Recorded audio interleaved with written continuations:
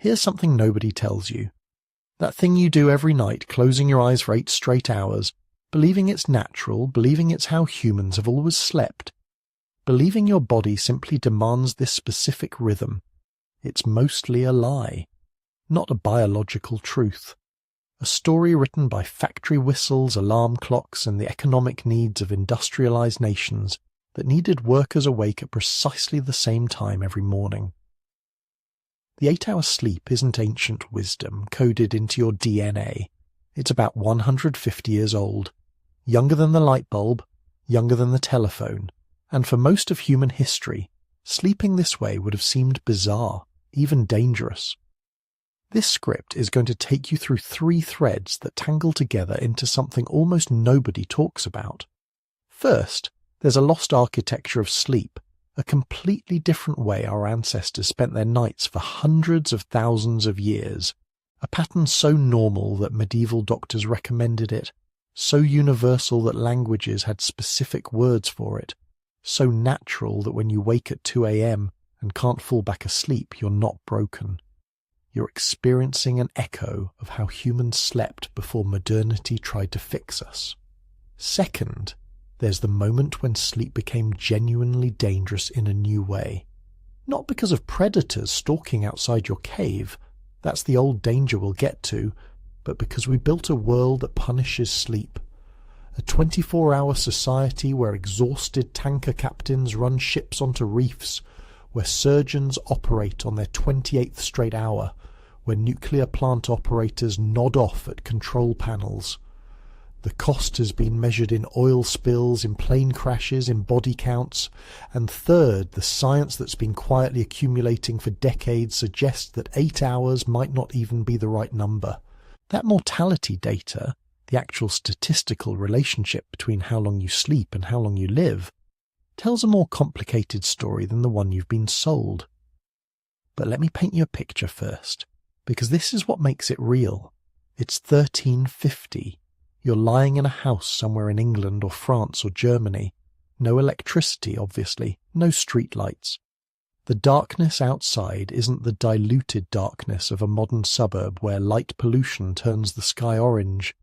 This is complete, profound, almost physical darkness. The kind that presses against your windows. You went to bed maybe 3 hours after sunset, whenever your body felt heavy and the work was done. Now you're awake, fully awake. It's sometime after midnight. You can't check, because clocks that could tell you the hour don't exist in most homes yet. But you're not anxious. You're not reaching for pills or scrolling through your phone wondering what's wrong with you. This is first sleep ending. First, this waking is expected, normal, planned for. Maybe you get up and check the fire, add wood if it's cold. Maybe you pray, because the religious texts of the era specifically mention prayers suited for this hour. Maybe you talk quietly with your spouse. Maybe you just lie there, thinking, letting your mind drift through problems and memories in a way that the frantic daylight hours never allow. Historical records mention this time as uniquely suited for reflection, for intimacy, for the kind of deep thought that needs darkness and silence. Then, after an hour, maybe 2, you feel sleep returning. You slip back into what the same historical sources called second sleep, and you stay there until dawn, or work, or children or animals demand your attention. This wasn't insomnia. This was life, for most of human existence.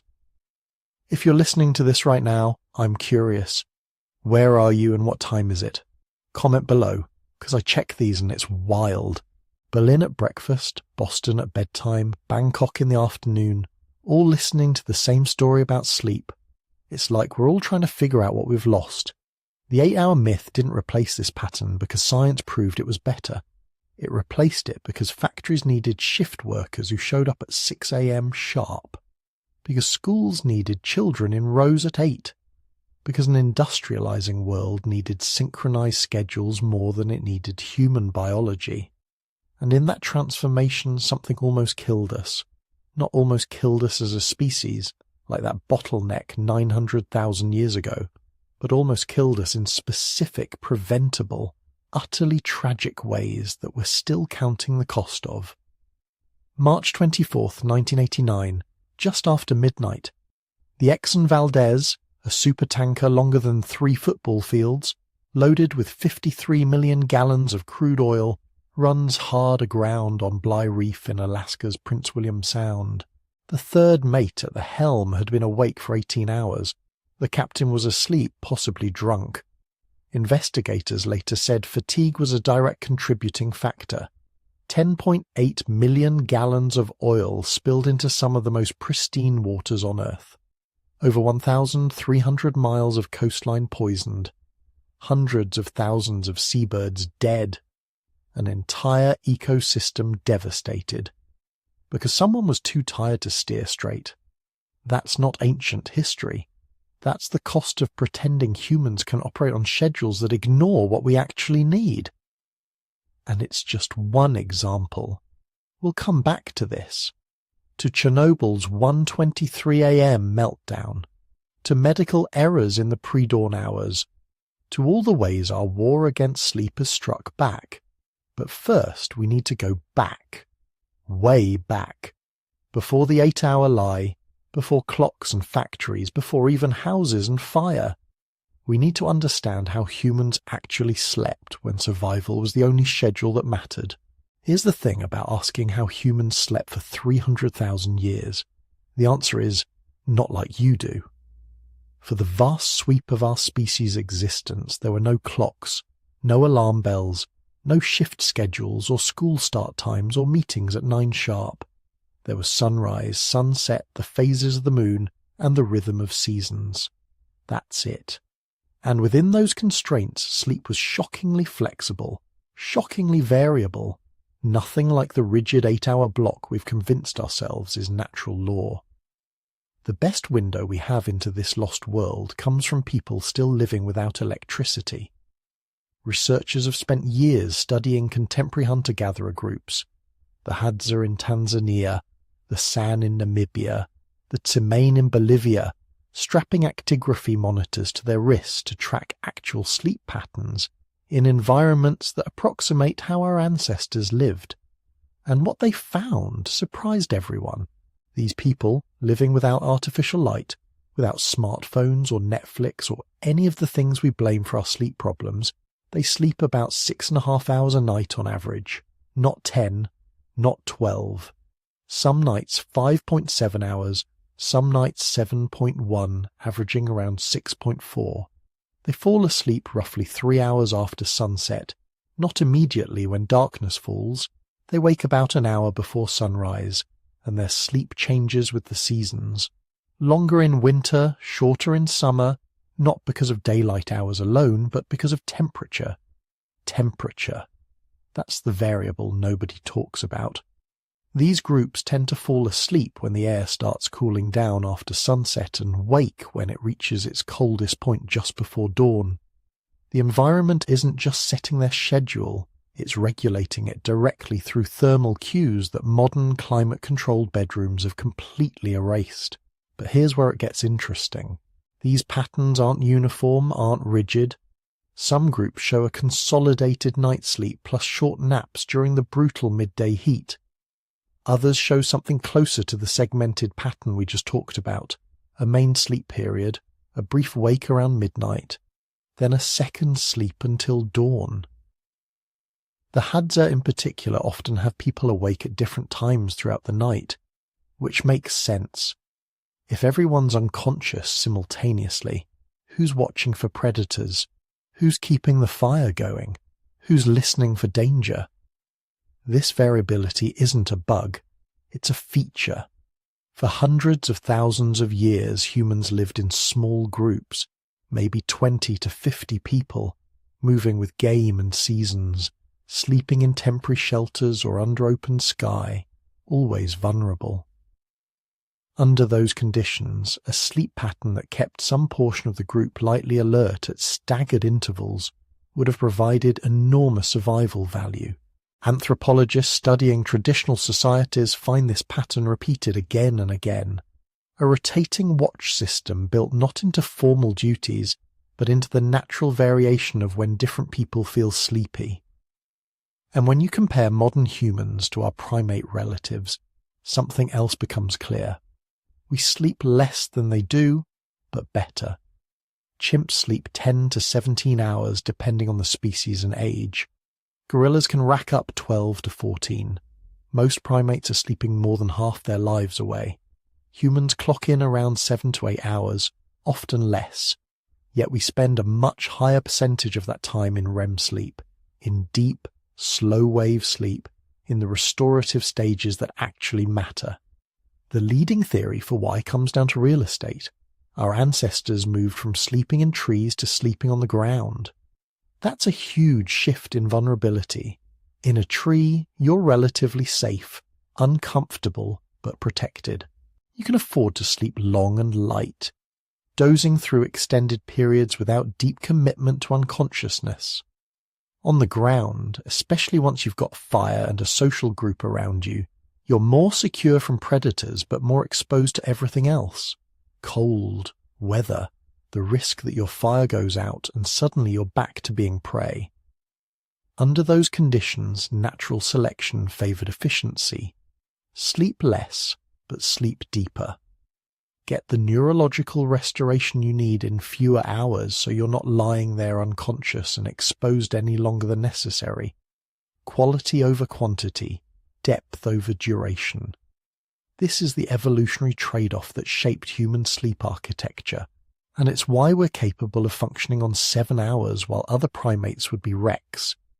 But it gets more complicated when you look at cultures that kept more traditional patterns into the modern era. Mediterranean siestas, Latin American midday rests, similar practices across the Middle East, South Asia, East Asia. These aren't lazy cultural quirks, they're adaptations.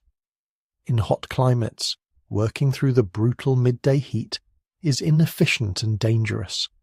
So you compress your nighttime sleep slightly, rise early while it's cool, work, then take an hour or 90-minute nap during the hottest part of the day.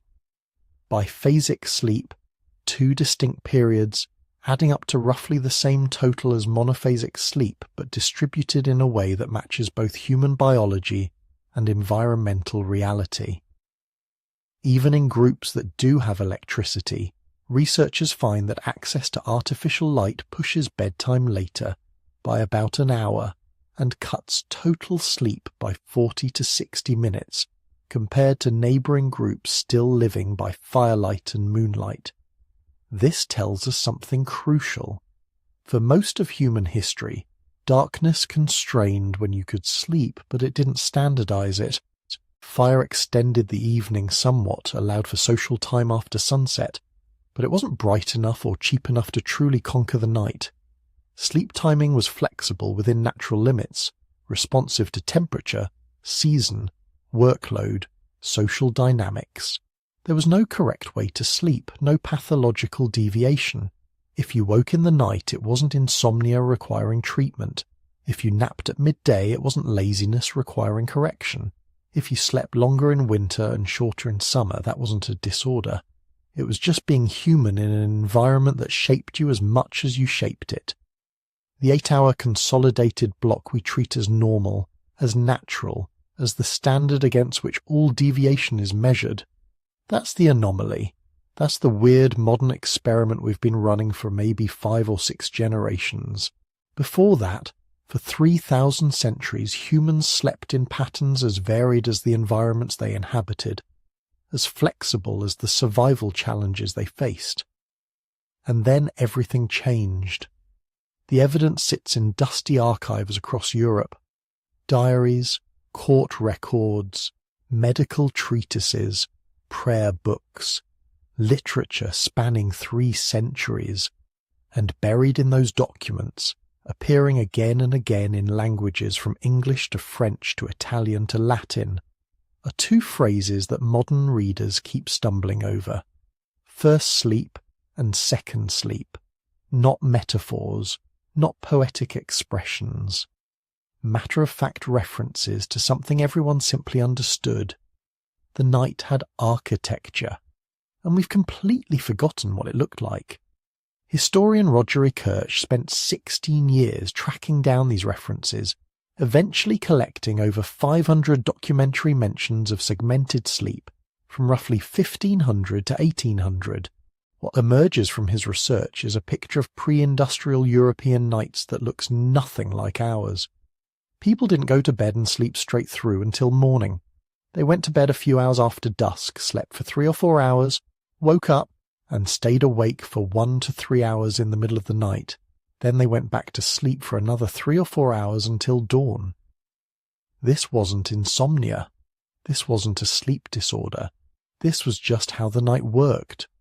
The interval between first sleep and second sleep had a name, the watch, and people used it for everything. Quiet, domestic activities that fit the liminal space between deep unconsciousness and the demands of daylight.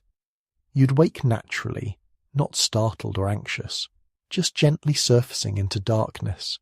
Maybe your partner was already awake. Maybe you were alone for a while. The most common activity was tending the fire. In winter, a fire left unattended for 8 hours would die, and starting one from scratch in the middle of the night was miserable work. So you'd wake, add fuel, make sure the embers stayed alive until morning. Practical, necessary, built into the rhythm of survival. But people did far more than maintain fires. Prayer books from the period include specific prayers meant for the watch, nighttime devotions structured around the assumption that you'd be awake and contemplative somewhere around midnight.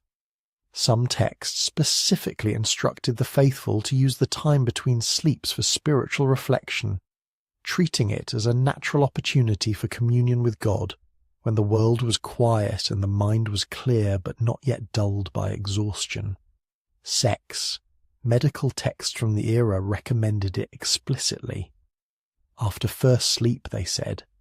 That's when conception was most likely, when the body was rested but not sluggish, when desire was strongest. Some physicians wrote detailed advice about timing intercourse to the interval between sleeps, treating it as common knowledge that this was when couples would be most fertile and most satisfied. The watch wasn't just tolerated, it was medicalized, woven into expert recommendations about health and reproduction. People interpreted their dreams. The transition between first and second sleep often produced vivid, memorable dreams, and waking just after one meant the images were still fresh. Dream interpretation manuals from the period assumed you'd have time to lie in darkness thinking through what you'd just experienced, parsing symbolism, looking for meaning or warning. This wasn't fringe mysticism. This was ordinary domestic practice. Some got up and moved around, visited neighbours, smoked, did small chores that didn't require daylight. Court records mention crimes committed during the watch.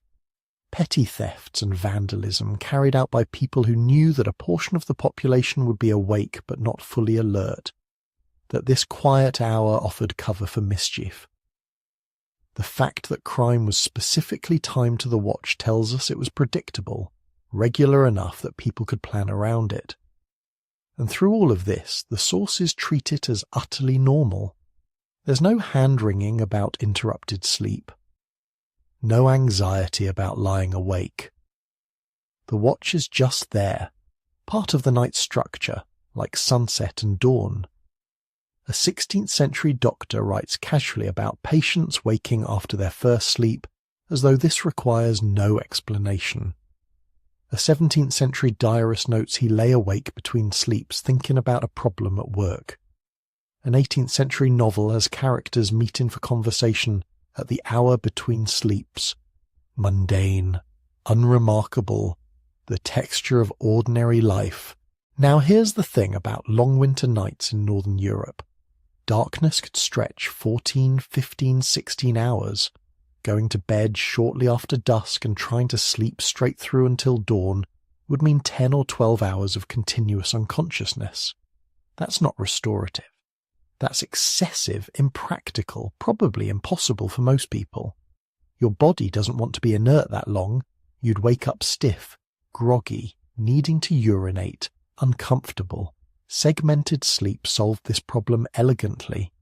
You'd retire early because there wasn't much else to do in the dark, sleep your first block, wake naturally for an hour or two of quiet activity, then return to bed for a second. Shorter sleep that carried you to dawn. Total sleep time might be 7 or 8 hours, but it was distributed in a way that matched both the constraints of the season and the limits of human physiology. You weren't fighting your body's signals, you were working with them, and the pattern shows up across classes. Kirch finds references among nobles and peasants, urban merchants and rural labourers. The wealthy might spend their watch reading by candlelight or in intimate conversation. The poor might use it to check on livestock or mend clothes by firelight.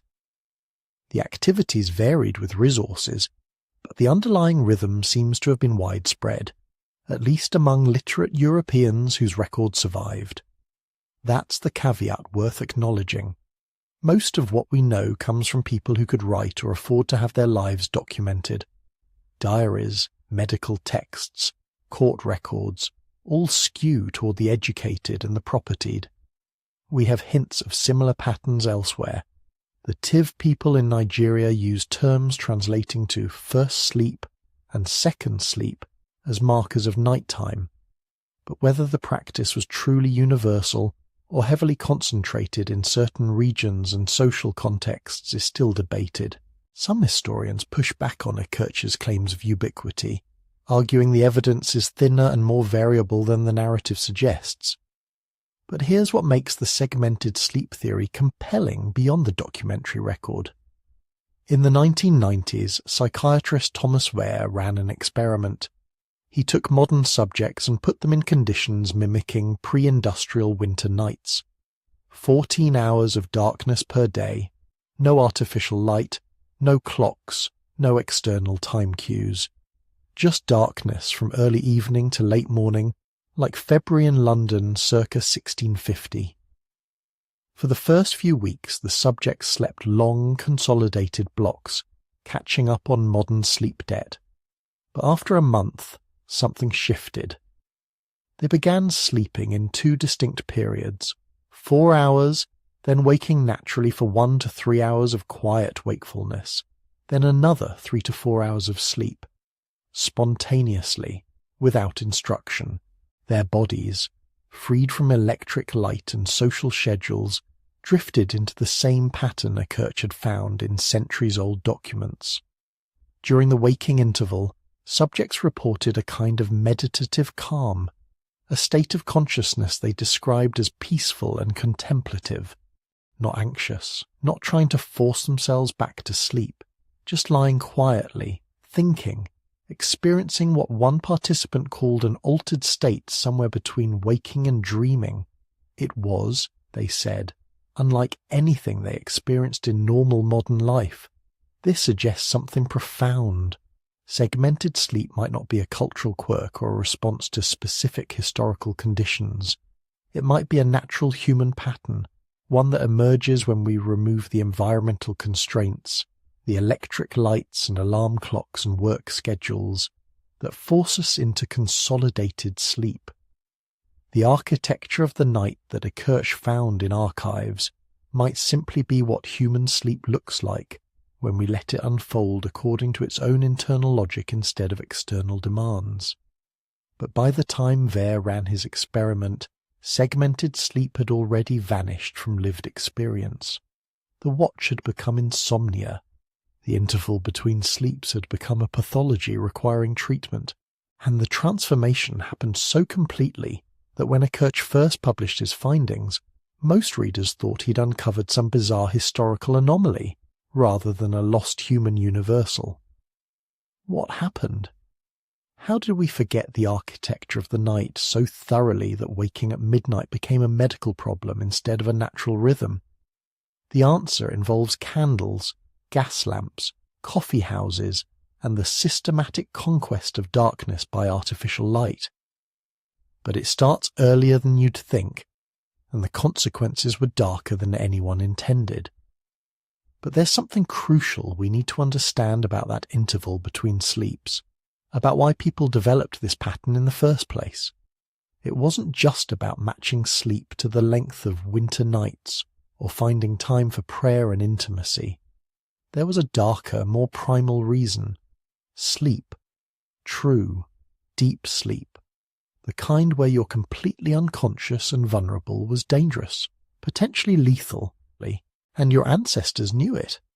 Picture a medieval English village. Timber frame houses packed close together, thatch roofs overhead, walls made of wattle and daub that would burn like kindling. Inside each house, an open hearth on a dirt or wooden floor. No chimney, just a hole in the roof to let smoke escape. Rushes or dried herbs scattered on the ground for insulation and scent. Wool blankets, linen clothing, everything flammable. And in the centre of it all, a fire that needed to burn all night because winter in northern Europe would kill you just as surely as any predator. Now imagine everyone in the house falling into deep, uninterrupted sleep for 8 straight hours. A log rolls, a spark jumps, lands in the rushes or catches the edge of a blanket, smoulders for minutes, maybe an hour, then ignites. By the time anyone wakes, flames are climbing the walls and there's no way out. Everyone dies. The fire spreads to neighbouring houses. Half the village burns before dawn. This wasn't theoretical. This was the nightmare that shaped medieval life. Fire killed more people in pre-modern Europe than plague in many years, and most of those fires started at night when families were sleeping. The danger was so omnipresent, so catastrophic, that it became embedded in law and language. The word curfew, it comes from Old French couvre-feu, literally cover fire. That's what it meant originally. Not a restriction on movement, though it became that later. It meant the evening bell that told every household to bank their hearths, to cover the coals with ash so they'd smoulder safely through the night instead of throwing sparks while everyone slept.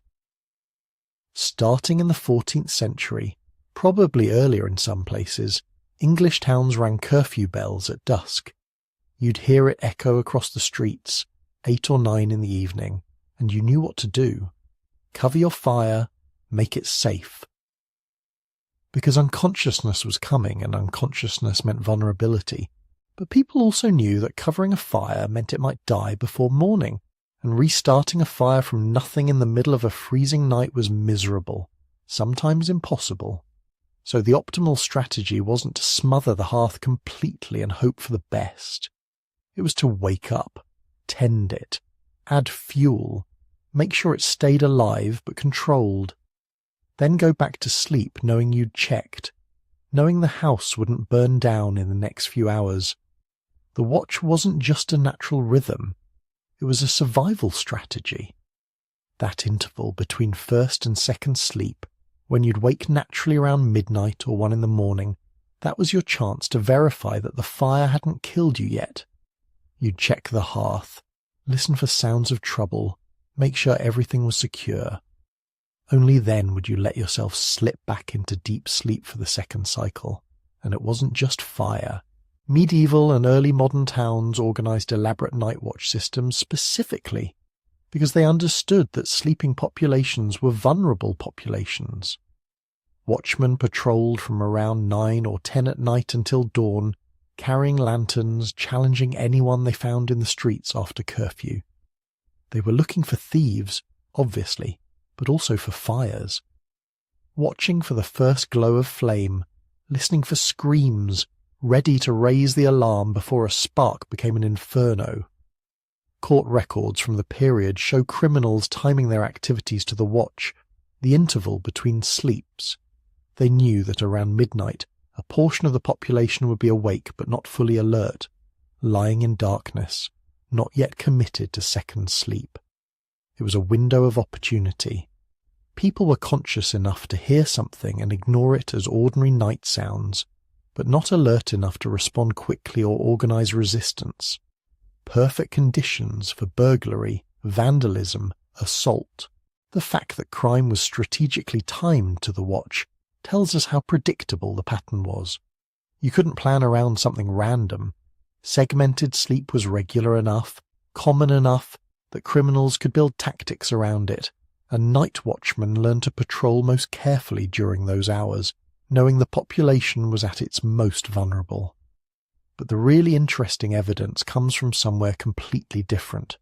Tanzania. The Hadza people, one of the last remaining hunter-gatherer groups, living in conditions that might approximate how humans spent most of their evolutionary history. Researchers studying Hadza sleep patterns used actigraphy devices to track 33 adults over 20 consecutive days and nights. They wanted to know whether modern industrial sleep patterns, everyone unconscious for roughly the same 8-hour block, were universal or culturally specific. What they found was striking. During the entire study period, all adults were simultaneously asleep for only 18 minutes total, 18 minutes out of 20 days. For 99.8% of the night, at least one adult in the group was awake or in very light sleep. This wasn't planned. Nobody was organizing formal watches or assigning sentinel duty. It happened naturally, driven by variation in chronotypes, some people naturally night owls, others extreme morning types, and age-related differences in sleep architecture. Older Hadza adults slept more lightly and fragmented, waking frequently. Younger adults had deeper, more consolidated sleep but at different times. The pattern emerged from biology and individual variation, creating what researchers called an unconscious sentinel system. The evolutionary logic is compelling. Deep sleep is restorative, necessary, non-negotiable. But it's also dangerous. You can't respond to threats, can't flee from predators, can't fight off attackers, can't notice fire or flood or any environmental hazard until it's too late. Any population that regularly fell into complete collective unconsciousness would be easy prey. So humans seem to have evolved a solution: variation. Stagger the sleep timing across a group so that someone is always at least partially awake. Mix chronotypes. Have enough people whose sleep is light or fragmented that the odds of everyone being simultaneously unconscious drop to nearly zero. Create through genetics and age structure a rotating vigilance system that never formally organizes but always functions. Sailors knew this instinctively. They didn't invent rotating watch shifts because someone thought it would be a good idea. They did it because everyone sleeping at once on a ship was suicide. Weather changes. The vessel drifts off course. Equipment fails. Someone had to be awake, always, and human biology provided the template. Stagger the timing, break sleep into manageable chunks, accept that complete uninterrupted rest is a luxury you can't afford when the environment punishes unconsciousness. Military forces figured it out too. Sentinels, perimeter guards, rotating duty so that the camp was never completely vulnerable. Some of this was formal organization, sure, but it also worked because humans are built for it. We can function on broken sleep if we have to.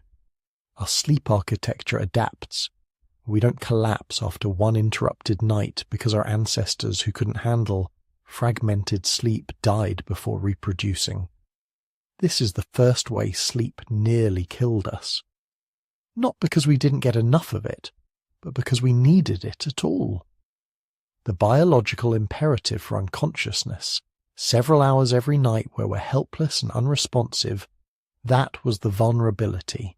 And everything, segmented sleep, sentinel patterns, curfew bells, night watches, all of it was humanity trying to mitigate an unavoidable biological risk. Complete, deep, uninterrupted 8-hour sleep. That was never the norm. That was a luxury most humans throughout history could not safely afford. You slept when you could, as deeply as you dared, and you woke up periodically to make sure the night hadn't killed you yet. Then you covered your fire, listened to the darkness, and trusted that you'd make it to dawn. Most nights you did.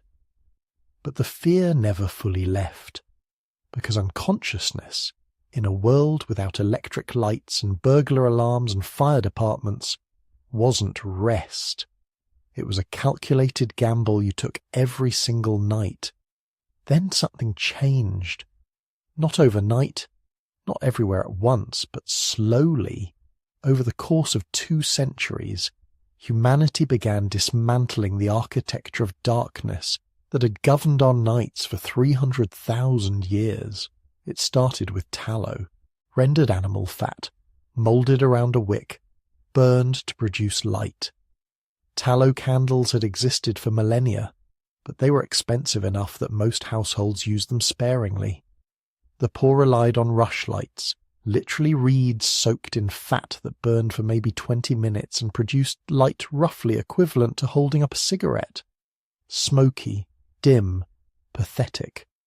But it was light, and light meant you could extend your waking hours past sunset, at least briefly. Beeswax was better, much better, producing brighter, cleaner flame. But it was a luxury product, monopolised by churches and the very wealthy. In Britain, the government taxed candles starting in 1709, deliberately keeping artificial light expensive, keeping the night dark for everyone except those who could afford to buy their way out of biological rhythms that had governed human existence since the species emerged. But by the late 18th century, technology was catching up to demand. Oil lamps improved dramatically. The Argand lamp, developed in the 1780s, used a hollow circular wick and a glass chimney to produce flame intensity equivalent to about 10 ordinary candles. Suddenly, if you could afford whale oil or refined vegetable oils, you could turn your parlour into something approaching daylight. Not quite, not really, but enough that reading, sewing, detailed work became feasible for hours after sunset. This was the first crack in the wall. Wealthy households began treating evening as a second day. Dinner moved later. Social gatherings extended past 9, past 10 at night. Coffee houses in London and Paris stayed open, lit by dozens of oil lamps, creating spaces where men, mostly men, could meet, talk, conduct business well into the night.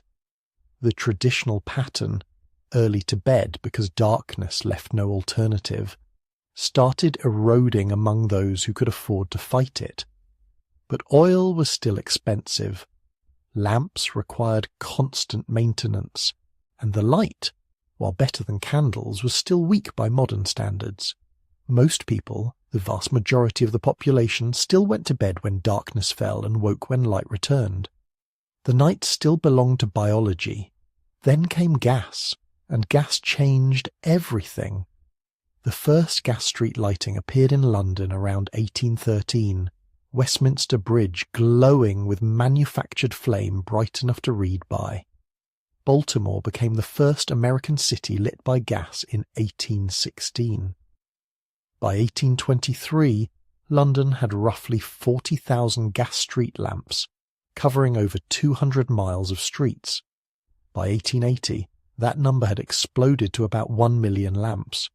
The city had killed its darkness. The efficiency was staggering. A single gas mantle could produce 12 times the light of a candle or oil lamp, while costing about 75% less to operate. This wasn't incremental improvement. This was a revolution. For the first time in human history, bright light became cheap enough that middle-class businesses and eventually ordinary households could afford to flood their spaces with artificial illumination for hours every night. And they did. Theatres stayed open later, performances running past midnight. Shops extended their hours, gaslights blazing in windows to attract customers who no longer needed to rush home before dark. Museums, restaurants, oyster houses, entertainment venues, all of them colonizing the night, creating a commercial and social infrastructure that competed directly with sleep. The cultural shift happened faster than anyone expected.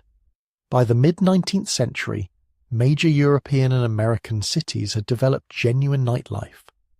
Not the furtive, dangerous, torch-lit gatherings of earlier centuries, but legitimate evening culture.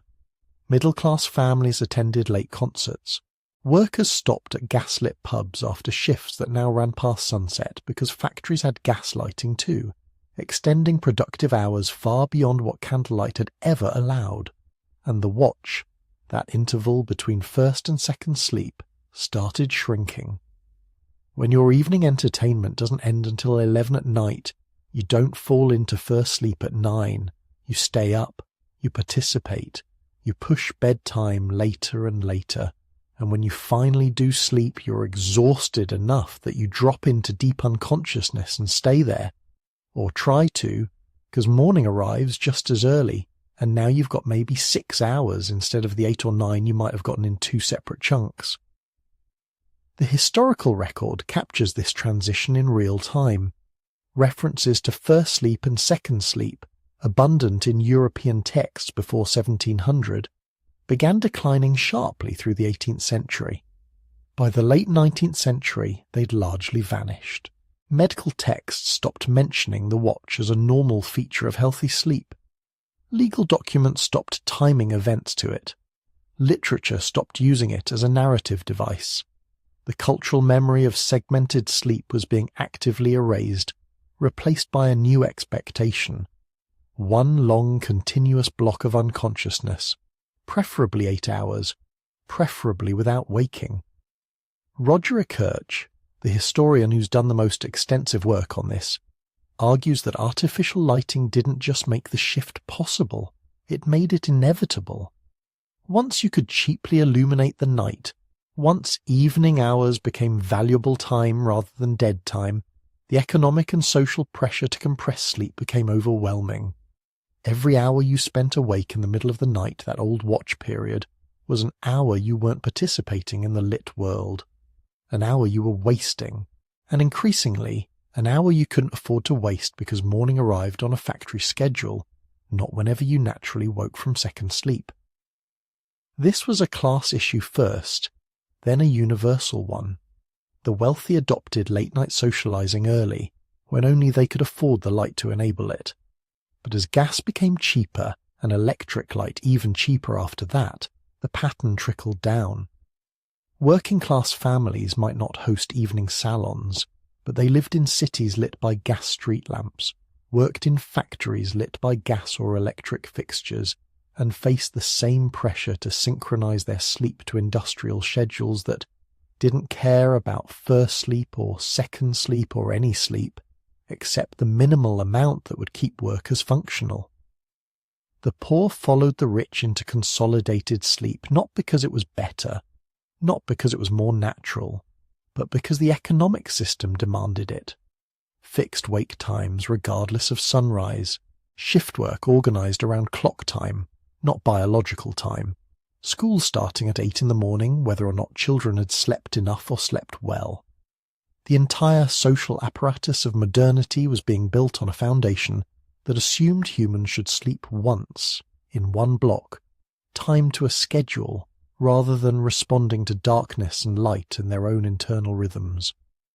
Laboratory research has since suggested what might have happened if we'd kept the darkness.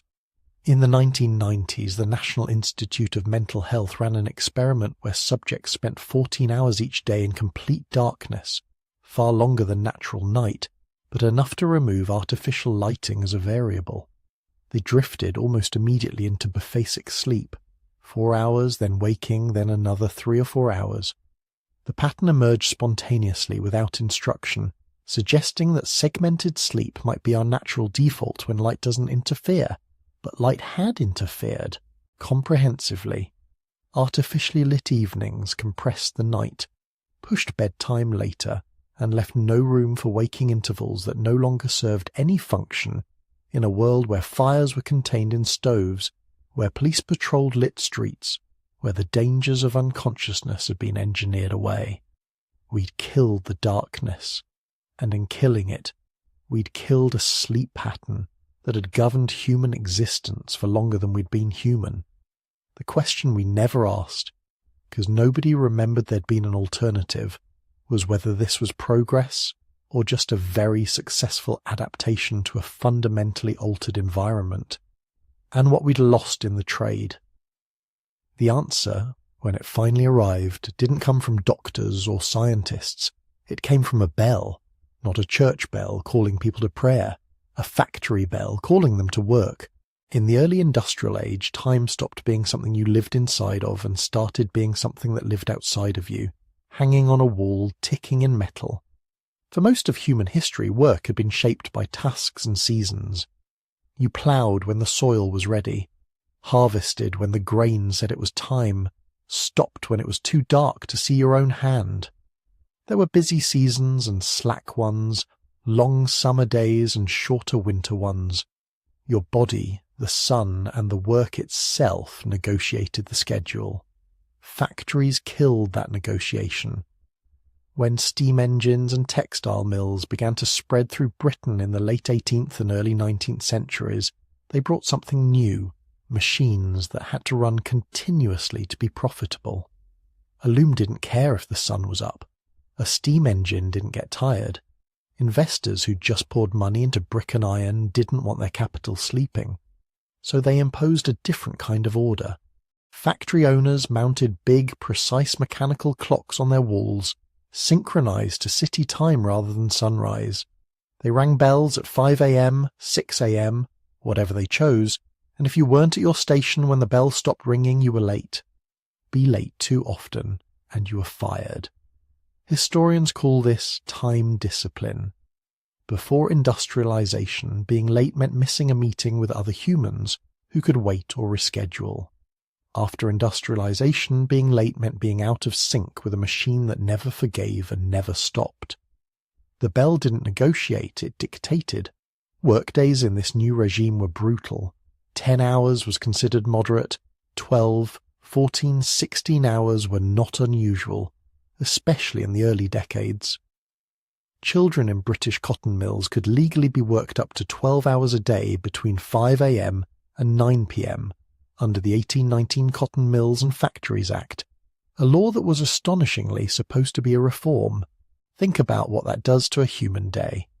Even if you assume only 12 hours of work, add walking to and from the factory, eating, basic washing, perhaps a few minutes with family, and you're left with a thin remnant of time in which sleep has to fit.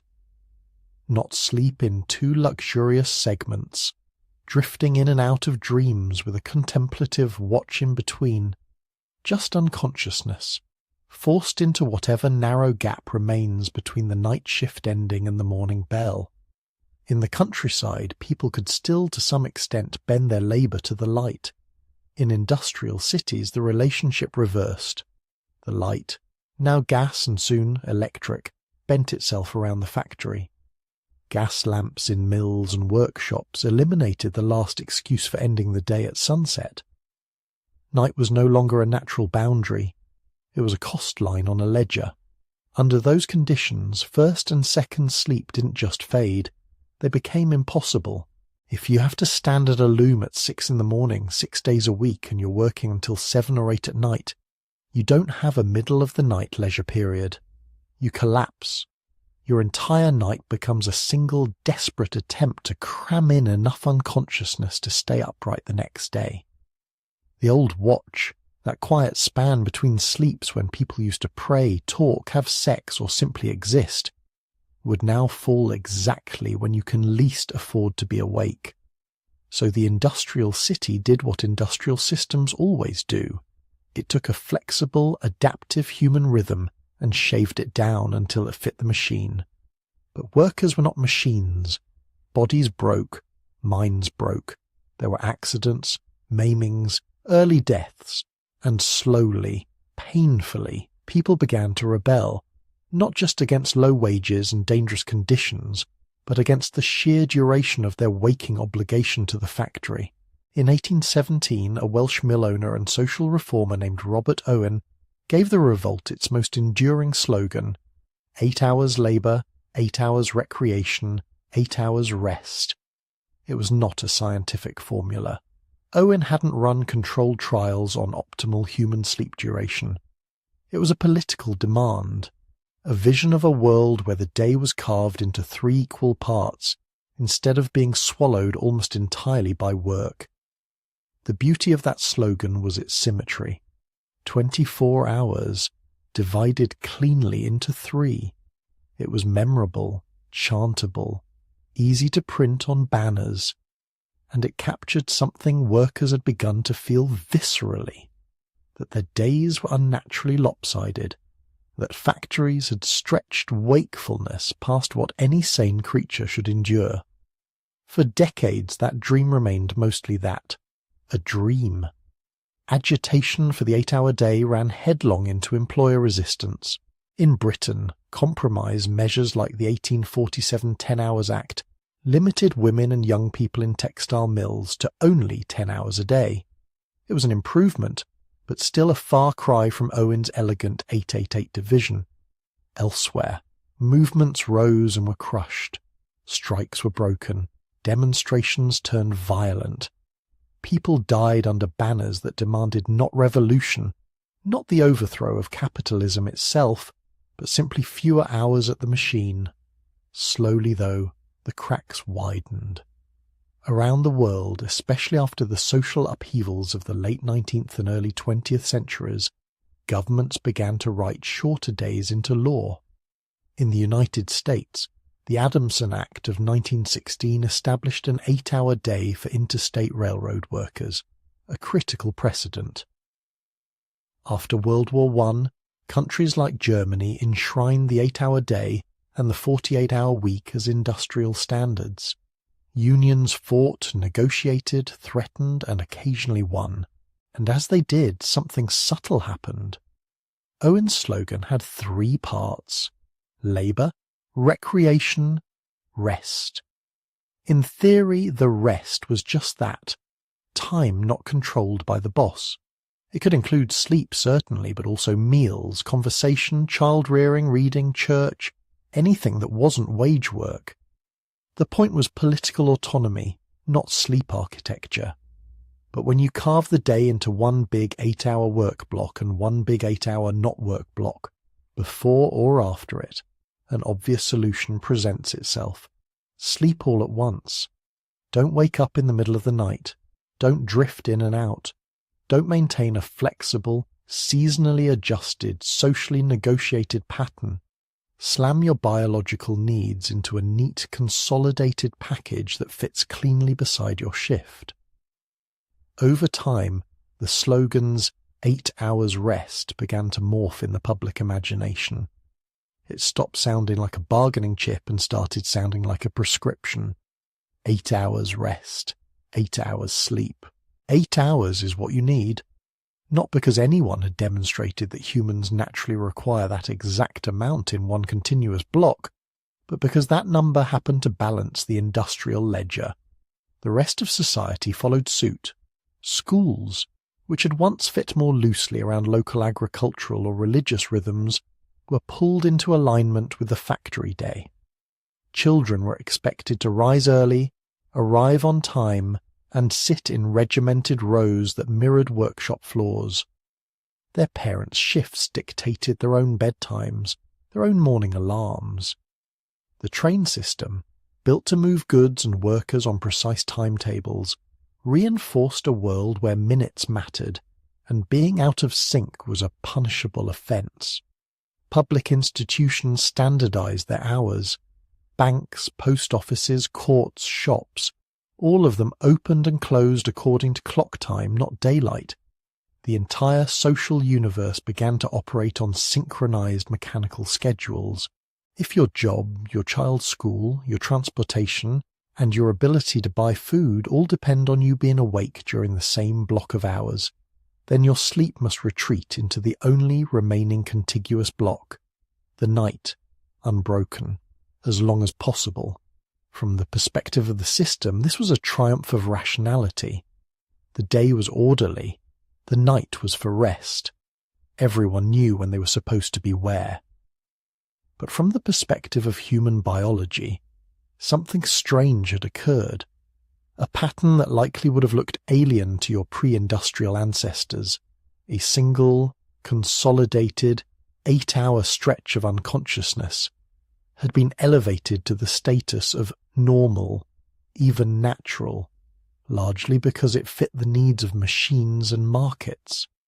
Medical thinking adjusted accordingly. Doctors in the late 19th and early 20th centuries, immersed in societies organized around the 8-hour day, began to talk about sleep in terms that assumed one long nightly block. Waking in the middle of the night, once so common that people had a word for the interval between sleeps, started to be pathologized. If you could not produce 8 unbroken hours of oblivion on demand, the problem was now in you, not in the schedule. The irony is hard to miss. The number that dominates our cultural imagination, 8 hours of sleep as some kind of gold standard, did not emerge from careful studies of hunter-gatherers or long-term experiments on human longevity. It emerged from factory floors, strike committees, and legislative compromises. It was a political ceiling on work that quietly hardened into a biological floor for rest. The factory bell, ringing across soot-darkened cities 2 centuries ago, didn't just tell people when to wake up. It began to tell them how to sleep. And we're still living inside that sound. By the time legislators were finally writing 8-hour days into law, another force was already creeping in that would make even that victory feel temporary. It arrived not as a bell, but as a bulb. Thomas Edison did not invent artificial light. People had been fighting the dark with fire for hundreds of thousands of years, with tallow dips and beeswax candles, with whale oil and gas jets. But all those earlier lights had 2 crucial limitations. They were expensive, and they were fragile. You didn't burn candles all night long for fun unless you were very rich. You didn't flood whole cities with gaslight without worrying about explosions and leaks. Edison's incandescent lamp promised something different. Cheap, controllable, apparently endless light at the flip of a switch. In 1879, when Edison publicly demonstrated his practical incandescent bulb, he wasn't just selling a gadget, he was selling a vision. In his world, darkness was not a natural rhythm, but a problem to be solved. Sleep, in his mind, was part of that problem. In interviews, he boasted that he only needed about 4 hours of sleep a night. He described sleep as a kind of waste, a thief of productive time. Later writers would quote him calling it a criminal waste of time, and whether or not he used that exact phrase, it captures the spirit of his attitude. He napped strategically, sure, catnaps with steel balls in his hands so he'd wake when they dropped. But to him, long nightly sleep was a design flaw to be engineered around. Electric light was his solution. In 1882, when his Pearl Street station in New York City began pumping electricity into a grid of customers, it turned an abstract invention into an infrastructure. Gas lamps hissed and flickered and required skilled lamplighters to tend them. Electric lights didn't. You could wire them in, flip a switch, and banish the night from a room for as long as you were willing to pay the bill. Cities moved fast. Streets that had been dim even under gaslight became bright corridors of glass and metal. Shop windows glowed into the evening. Factories that had already extended their hours with gas now lit entire production halls with brighter, steadier, safer illumination.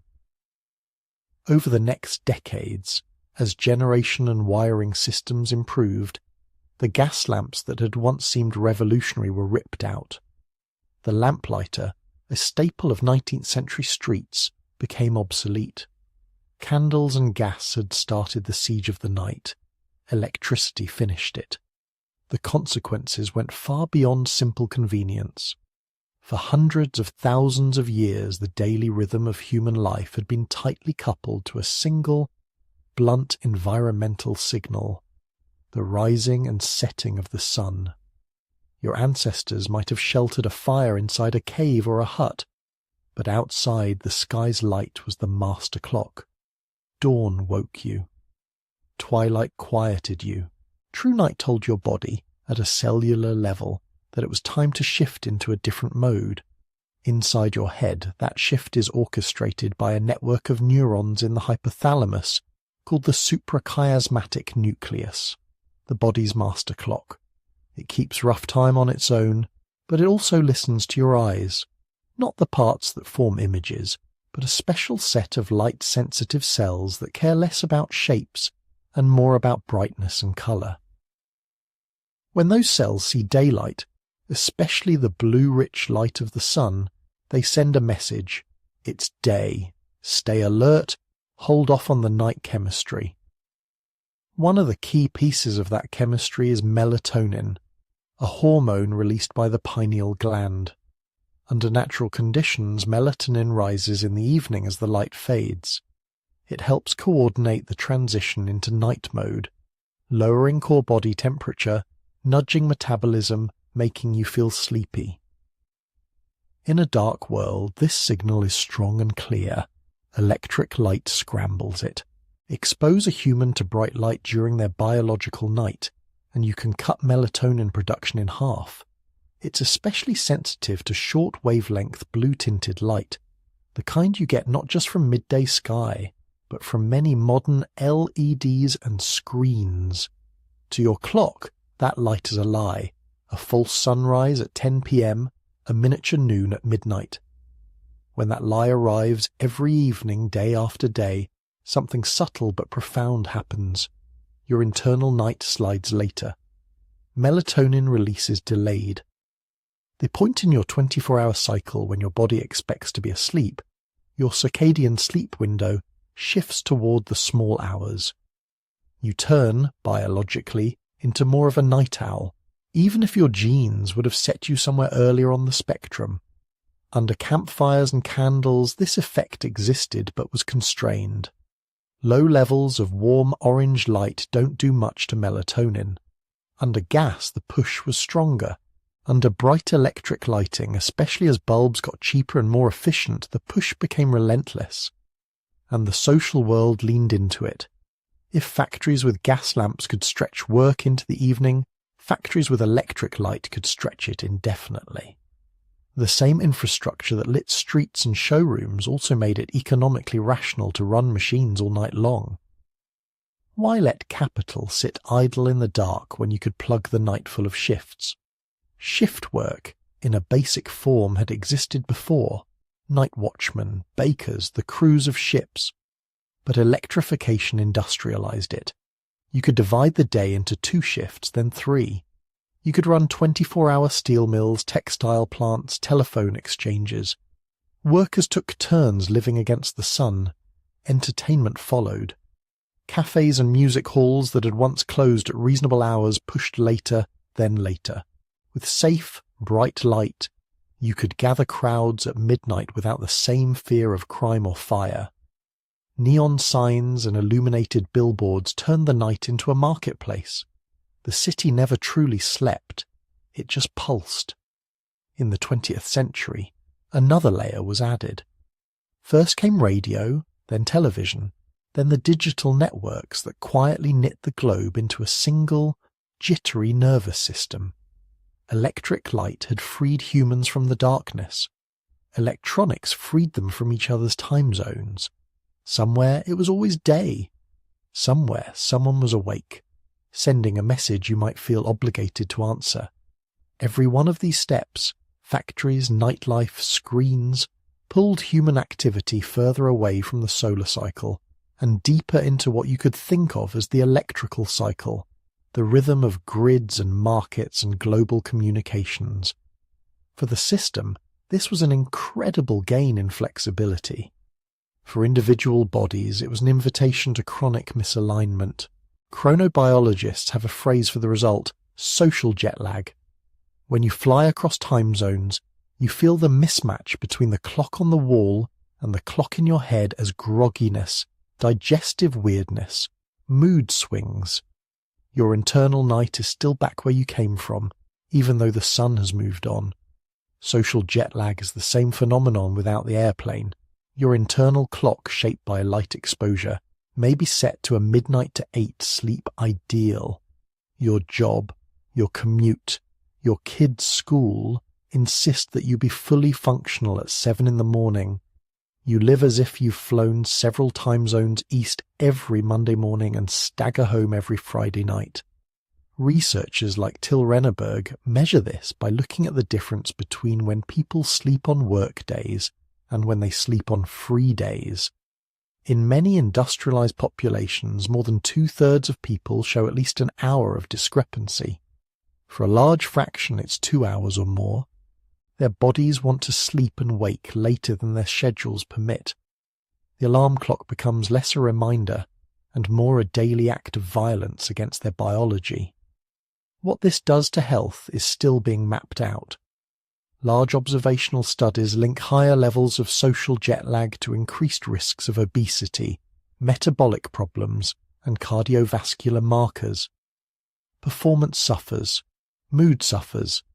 None of this proves simple one-way causation. Humans are messy, and so are their lives, but the pattern is hard to ignore. Under candles and stars, your ancestors' biggest sleep problem was staying unconscious long enough without getting eaten, robbed, or burned. Under electric light, the problem inverted.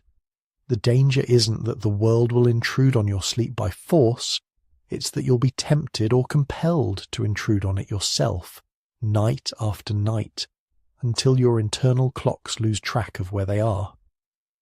By the early 20th century, then, two massive shifts had converged. Industrial time discipline had carved the day into rigid work blocks and elevated 8 continuous hours of night sleep into an ideal. Electrification had dissolved the natural boundaries of that night and given both employers and individuals the power to ignore their own darkness almost at will. The stage was set for a collision. An ancient nervous system, tuned by millions of years of sunrise and sunset, slammed into a world that could simulate daytime indefinitely and demand alertness on command. And as we'll see, the cost of that collision wouldn't just be a few tired mornings. In some cases, it would be measured in wrecked machines, burning factories, derailed trains, and lives abruptly cut short. The first big warning didn't arrive as a medical study or a TED Talk. It arrived as a plume of radioactive steam. On March 28, 1979, at 4:00 in the morning, a nuclear reactor at 3 Mile Island in Pennsylvania began to fail. A valve stuck open. Cooling water escaped. Alarms wailed in a control room full of blinking lights and sleepy operators who had already been on duty for hours, working at the deadest point in the human circadian cycle. What they saw on their panels didn't match what was actually happening inside the reactor. In those first crucial minutes, they misread the situation. They shut off systems that should have stayed on. They tried to solve the wrong problem. You can list all the contributing factors: poor control room design, confusing indicators, gaps in training, management culture. Investigators did exactly that. But threaded through all of it was something simpler and more ancient. Human brains trying to do complex, high-stakes problem-solving at a time of night when evolution never expected them to be in charge of anything more dangerous than a campfire. The result was a partial meltdown. Less than a decade later, halfway around the world, the pattern repeated itself, only worse. Chernobyl, Ukraine, April 26, 1986. Time: 1:23 a.m. The reactor crew had already been through a long disrupted workday. A planned safety test kept being delayed, then rescheduled, then pushed deep into the night shift. By the time the operators actually started the experiment, they were running a complex, marginally understood procedure on an unstable reactor during the window, when human alertness is at its lowest. Again, it wasn't just sleep. The reactor design was flawed. The test was poorly planned. There were political pressures, safety shortcuts, communication failures. But when investigators went back through the timeline, they kept coming back to the same theme. The people in that control room made a cascade of bad decisions while cognitively impaired, asked to perform with precision at an hour when their biology was pushing them toward unconsciousness. This time, the price wasn't just a damaged plant. It was an explosion that blew the top off a reactor spread radioactive material across Europe, and turned an entire region into a long-term exclusion zone. And in between those two nuclear disasters, another kind of catastrophe unspooled in slow motion through the cold Alaskan night. March 24th, 1989.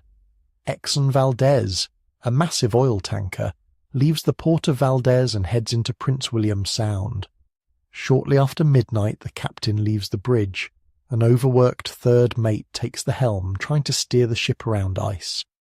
The National Transportation Safety Board later concluded that his performance was deficient, probably because of fatigue. The crew was too small for the workload. The shifts were long. Rest was inadequate. 95,000 square kilometres of ocean and shoreline would soon be smeared with crude oil. Again, not just one cause. There were navigation issues, corporate decisions, failures of oversight. But the person at the wheel in those fateful minutes was a human who had been systematically deprived of the one resource that makes our big, expensive brains work properly: sleep. This isn't a conspiracy theory. Government reports and engineering analyses keep flagging the same thing. Whenever you run critical systems through the night and staff them with sleep-deprived humans, you're deliberately operating closer to the edge of disaster. The space program wasn't immune either. In the run-up to the Challenger launch in 1986, engineers and managers argued late into the night on teleconferences about the risks of launching in cold weather. There were data, doubts, political pressure, schedules. Human factors analysis later noted that some of the key decision-makers had slept little, if at all, before they were asked to weigh that risk and give a go or no-go in the early morning hours. Fatigue didn't blow up the shuttle by itself, but it dulled the edges of judgment at a moment when nuance mattered. These aren't quirky anecdotes, they're symptoms. Once you start looking, you see the same fingerprints: extended shifts, circadian lows, chronic sleep restriction in aviation, rail, trucking, medicine. Anywhere the 24/7 world touches human nervous systems and asks them to perform as if they too were made of steel and silicon. Take the roads. In official US statistics, drowsy driving shows up in only a small slice of fatal crashes, hundreds of deaths a year. But those numbers are based on what investigators can prove after the fact, and sleep leaves no skid marks. When sleep researchers try to estimate the real toll, some put it an order of magnitude higher. Thousands of deaths every year, with tens of thousands more serious injuries. The mechanisms are simple and brutal. As you stay awake, especially past your natural bedtime, your reaction times slow, your attention flickers. Microsleeps, those terrifying half-second lapses where the brain simply shuts off, start slipping into your consciousness, whether you want them or not. At highway speeds, a 1-second micro-blackout is the difference between correcting a drift and drifting into oncoming traffic. It's not just cars. In aviation, fatigue shows up again and again in accident reports. Depending on how you count, fatigue plays a role in a notable fraction of civil aviation accidents, from minor runway excursions to major crashes. Pilots working long-duty days, flying overnight or crossing multiple time zones show exactly the same cognitive erosion you'd expect from lab experiments. Slower reaction times, worse judgment, more tunnel vision. In 2010, Air India Express Flight 812 overshot a runway and crashed. Investigators pointed to a captain who had fallen asleep during the flight and was groggy and disoriented when he woke up on final approach. One human brain, a few hours short on sleep, suddenly became the weakest link in a chain of metal and software moving at 150 knots. Trains tell the same story. Derailments and collisions have been traced to engineers who nodded off, dispatchers who misread signals near the end of punishing shifts, maintenance crews who missed critical warnings after nights of fractured, insufficient sleep. But nowhere is the paradox more stark than in medicine. For most of the 20th century, the culture of medical training treated sleep deprivation as a kind of hazing ritual. Young doctors, residents, were expected to work 36-hour shifts night after night, proving their dedication by staying awake. The assumption was that this built toughness. The reality, when someone finally measured it, was that it built errors. In intensive care units where interns worked traditional schedules with frequent 24-hour-plus shifts, researchers logged the mistakes. When they compared those units to ones where residence hours were cut back, no extended shifts, more protected sleep, they saw something stark. Serious medical errors didn't just tick up a bit under sleep deprivation, they multiplied. One randomized trial found that interns on the old-style schedules made about 5 times more serious diagnostic mistakes than when they were on schedules without those long, punishing shifts. More wrong medications, more missed lab results, more failures to notice that a patient was crashing until it was too late. Behind those statistics were names, families, funerals. Cases like that helped push reforms.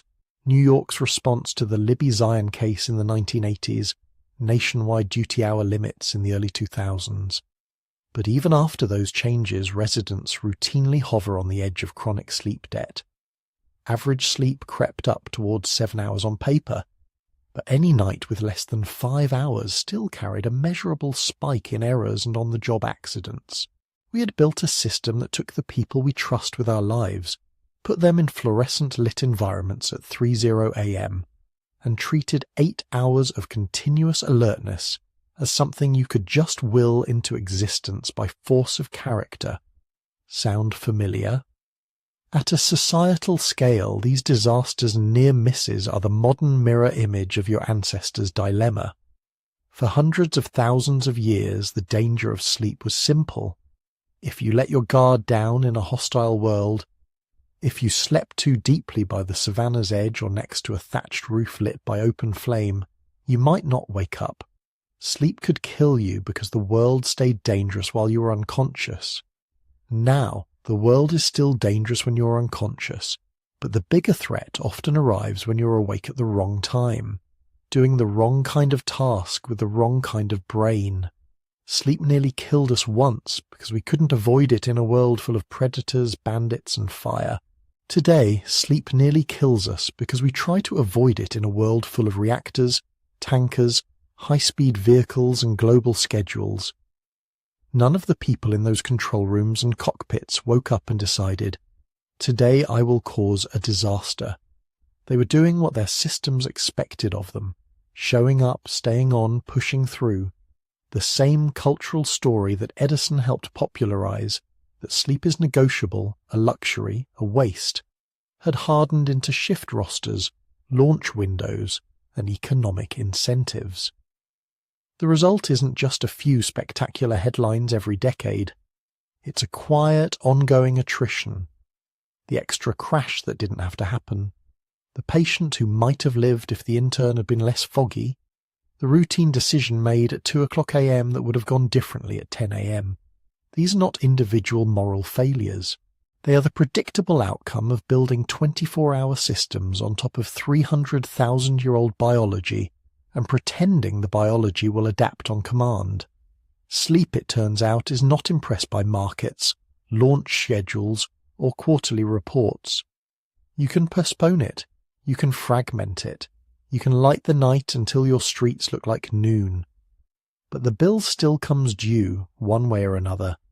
To understand why the bill is so steep, why losing even a little sleep can twist judgment and slow reflexes so dramatically, we have to zoom in, past factories and freeways, into the organ that pays the price, the sleeping brain itself. The first surprise is that sleep isn't one thing. From the outside, it looks like a single, boring state. Eyes closed, unresponsive, maybe snoring a little. From the inside, it's more like a 4-act play that repeats over and over through the night, with very different things happening in each act. If we could zoom into your brain on a normal night, we'd see a pattern that's almost eerily regular. About every 90 minutes, You cycle through a sequence of stages: light sleep, deeper sleep, the deepest slow wave sleep, and then REM, rapid eye movement sleep, the stage where dreaming explodes into colour and narrative. You slip into stage N1, that threshold where your thoughts start melting into images and you might swear you're still awake. This is the loose hinge between worlds. Muscles relax, brain waves slow. It's easy to wake you. A few minutes later, you drop into N2. This is light non-REM sleep, but it's not idle time. Your brain starts firing off little electrical bursts called sleep spindles and K-complexes. They look like random squiggles on an EEG, but they're doing critical bookkeeping, filtering what sensory information gets in, making it harder for every creak and car horn to wake you, and helping begin the process of encoding memories from the day. Then the real heavy machinery rumbles to life. Stage N3, slow wave sleep. High amplitude, slow delta waves roll across the cortex. Your heart rate drops. Blood pressure falls. If someone shakes you, you're disoriented, pulled up from a long way down. This is the stage your ancestors needed when they staggered back to camp after a hunt or a forced march across an ice-blown ridge. It's when muscles repair microscopic damage, when growth hormone surges, when the body quietly patches itself. But N3 isn't just a spa day for muscles. It's when the brain does some of its dirtiest work. Between your brain cells, there's a kind of plumbing network. Glial cells, cerebrospinal fluid, microscopic channels that researchers call the glymphatic system. During deep sleep, those channels open up and the space between neurons expands. Fluid starts pulsing through, literally washing away metabolic waste, including misfolded proteins like beta amyloid that are linked, in some studies, to dementia when they build up. In animal experiments, that cleaning system is dramatically more active during deep sleep than during waking. It's as if your brain schedules its garbage collection for the night shift, when the streets are quiet and the trucks can actually get through. N3 also seems to be when your brain takes facts, pin codes, vocabulary, where you parked, and moves them from fragile short-term buffers into more stable networks. Not perfectly, not exclusively. Neuroscientists still argue about which memories get processed where. But if you try to learn something new and then skip deep sleep, the next day it's like trying to recall text you never quite finished typing. After 30 to 40 minutes of this deep slow-wave immersion, your brain climbs back up through lighter stages, and then, suddenly, flips into something that looks almost like waking. REM. On an EEG, REM sleep is fast, chaotic activity. Your eyes dart under closed lids. Breathing becomes irregular. Your body temperature regulation goes weird. But your skeletal muscles go limp, paralyzed by design, so you don't act out your dreams and sprint into the nearest wall. This is where your emotional life gets edited. The same circuits that light up when you're terrified or overjoyed, amygdala, hippocampus, prefrontal cortex, start replaying the day's experiences, but now they're running in a different chemical soup, awash in acetylcholine with stress chemicals like noradrenaline dialed way down. It's like watching a scary movie with the volume turned low. The images are still vivid, but the raw panic is blunted. Over many nights, that REM process seems to strip some of the emotional sting out of memories while preserving their meaning. You don't forget the argument, or the accident, or the humiliation at work, but it may slowly lose its power to hijack your whole nervous system every time you think about it. Skill memories, riding a bike, playing piano, that weird combo you're trying to learn in your favourite game, also benefit from REM. It helps your brain reorganize motor patterns, strengthen useful connections, prune others. Practice in the day, sleep at night, wake up better. It feels like magic. It's not. It's architecture. Through a normal night, these 90-minute cycles repeat 4 to 6 times.